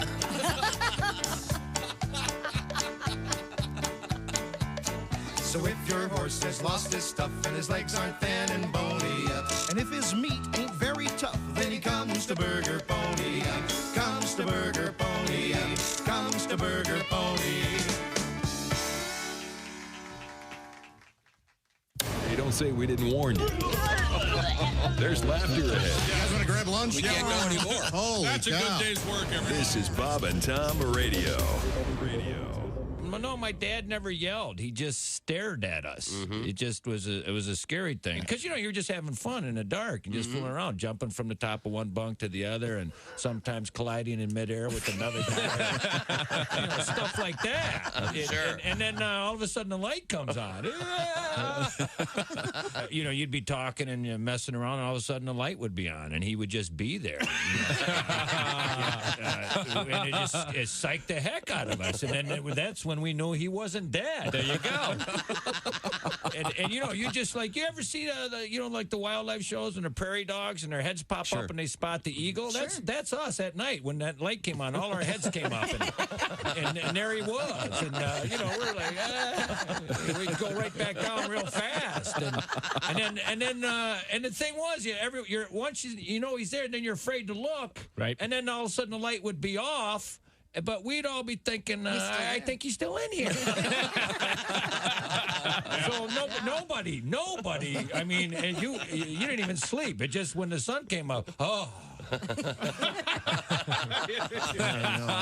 And then when we said maybe he's dead, we were just like, oh, I hope he's dead. Yeah. Then we can relax. And then... You know you're too high when you're eating cereal naked and your girlfriend tells you to put some clothes on. You realize it's not your girlfriend. It's just a woman on a bus. That's how you know you're too high. Hey, this is Larry the Cable Guy, and you're listening to Bob and Tom. That's for that show. Hey, welcome back to the Bob and Tom Show. Just one more day until the weekend, Tom, and Super Bowl 58. And you made your pick. You want to do a quick review of that, baby? I like the Chiefs to win by 6 in overtime. You heard me. It will be the second overtime game in the history of the Super Bowl as the Chiefs defeat the Niners. And you are implying take the over. I'm taking the over on the points. Over-under's 47 and the hook. And also you got the Chiefs plus the 2. So take Kansas City and the points. Okay, well, thank you very much, Jack. Just that simple. Now, time to review now. 95 and 79 on the season against the spread right here. Very nice. Just picking up money right here. Oh, yeah. It's like an ATM. Now, we are ready for our little history lesson. Time now for today. Any clues to what number we're working with? Don't look. Boy, he's looking at it, looking around. I'm going to say the 11th. 11th? No. 11, you're way ahead. Oh, okay. No. Crazy. 8? Crazy 8 Feb. Oh, we do the pyramid. We should get on the pyramid, Josh, me and you. Yes, we should. This is interesting. Wring your neck. Yes. 1922, what arrived at the White House? 1922? A baby that wasn't the first lady's. Telephone. Oh, telephone's a good guess. That is a good guess. Anyone? Radio. Oh, okay. The first radio was delivered to the White House. And you know what the first program sounded like? What? Hey, good morning. Welcome to D.C. It's the DMV, the District, Maryland, Virginia. No, that's correct, but that Redskins game this weekend. That was the AM. Now, do you know what they were doing on the FM? Hey, how you doing? This is... You're listening to the Beltway. The airplane. The Paul Kantner's just... The buggies are back to back genius. on the freeway. Yeah, thank you. Very mellow radio. The buggies. The buggies. Here's one for you, Jess some Hooker. extra time around Monticello. 1936. Okay. Jay Berwanger. Who's that? Jay Berwanger. Any ideas? Football player. Very good. Yeah. Keep going. He was 1936. 1936. He was the first. Very good. He was the first Heisman Trophy winner. No. First ever NFL draftee. Oh, I thought he was first Heisman Trophy winner. I was cheating. Chick was walking me through the whole thing, and he messed Maybe me up. I don't know. But well, who was the first Heisman Trophy winner? It had to have been Heisman, right? Win your own trophy, gang. Yeah, well, it becomes... Okay, this gets awkward here. I wish Pat were here for this one. In 1974. First Heisman, Jay Berwanger. Okay, yes. There you go. Okay. Perfect. Good for you. Oh, he's a badass. 1974, Ringo Starr releases the single You're 16. Yeah, that's unfortunate. Yeah. How would that... Because when they were the Beatles, it was, she was just 17. Yeah. So... Well, they're going the wrong way with their girlfriends. Who sang that song? She's just 16 years old. Leave her alone. They said. Isn't that Dr. Hook. Thank you. No. She's only Benny Mardones. No, that's a different song. Into the night. Yeah, that's the first line in it. That's the first line. 16 years that's old. Benny Mardones. Yeah. It's not Dr. Hook. Okay. I'd bet my life on it. No, he's It's correct. There was a Dr. Hook. Oh, okay. Was there a Dr. Hook version? It's a different song, but awful. I'm sorry I brought it up. I am too. Yes. is so pretty. It's a great song. And then they say something real stupid. This is the Benny Mardones. Benny Mardones. Gonna hit you hard with Benny Mardones. You got to do the weather here. yeah, you could talk about the rib really fest good. or whatever. Really good. Come on out and see it. You might get a rockin' jacket. Oh, here we go. Oh, boy, it's leave her alone. They say. She's mine. I've And had of course, dibs on her since. By they, I mean the police. Her father has threatened my life. Stab with a knife, he said. Oh, God. Did you ever go to one of those rib fests? Yeah, I did. Yeah. Yep. God help me. Her brother caught me sniffing the seat of her huffy bicycle. All right, thank you. That's a huffy. I mean, what the hell? I've got real problems. Those rib fests always reminded me of that movie, The Killing Fields. Right. Okay, sorry. Bones everywhere. Can't help himself. Martin Scorsese released Taxi Driver on this date in 1976. No, this is a theme, isn't That's it? an unsettling. Yeah, it sure is. Yeah. You talking to me? Yeah, and young. Okay. Yeah. Okay, and that's about it. A couple of birthdays, but you don't want to hear about it. Things we learned today on the show. Let's not ever forget, we got the Super Bowl commercials, and DoorDash is going to give away one of everything for the commercials. Whatever commercial you see, DoorDash is going to give it to That's you. amazing. It's unbelievable, including the Clydesdales. Good luck keeping one of those. And we talked entirely, well, no, we didn't talk enough about Lil Jon. Yeah, what does it do? His balls. Oh, thank you. Oh, lovely. Happy birthday to the great Robert Klein. All them bitches call. Thank you very much. You done? This is the Bob and Tom Show. Thanks for listening to the Bob and Tom Show this morning. Even though we're not too much to look at, you can also watch the show on our YouTube channel.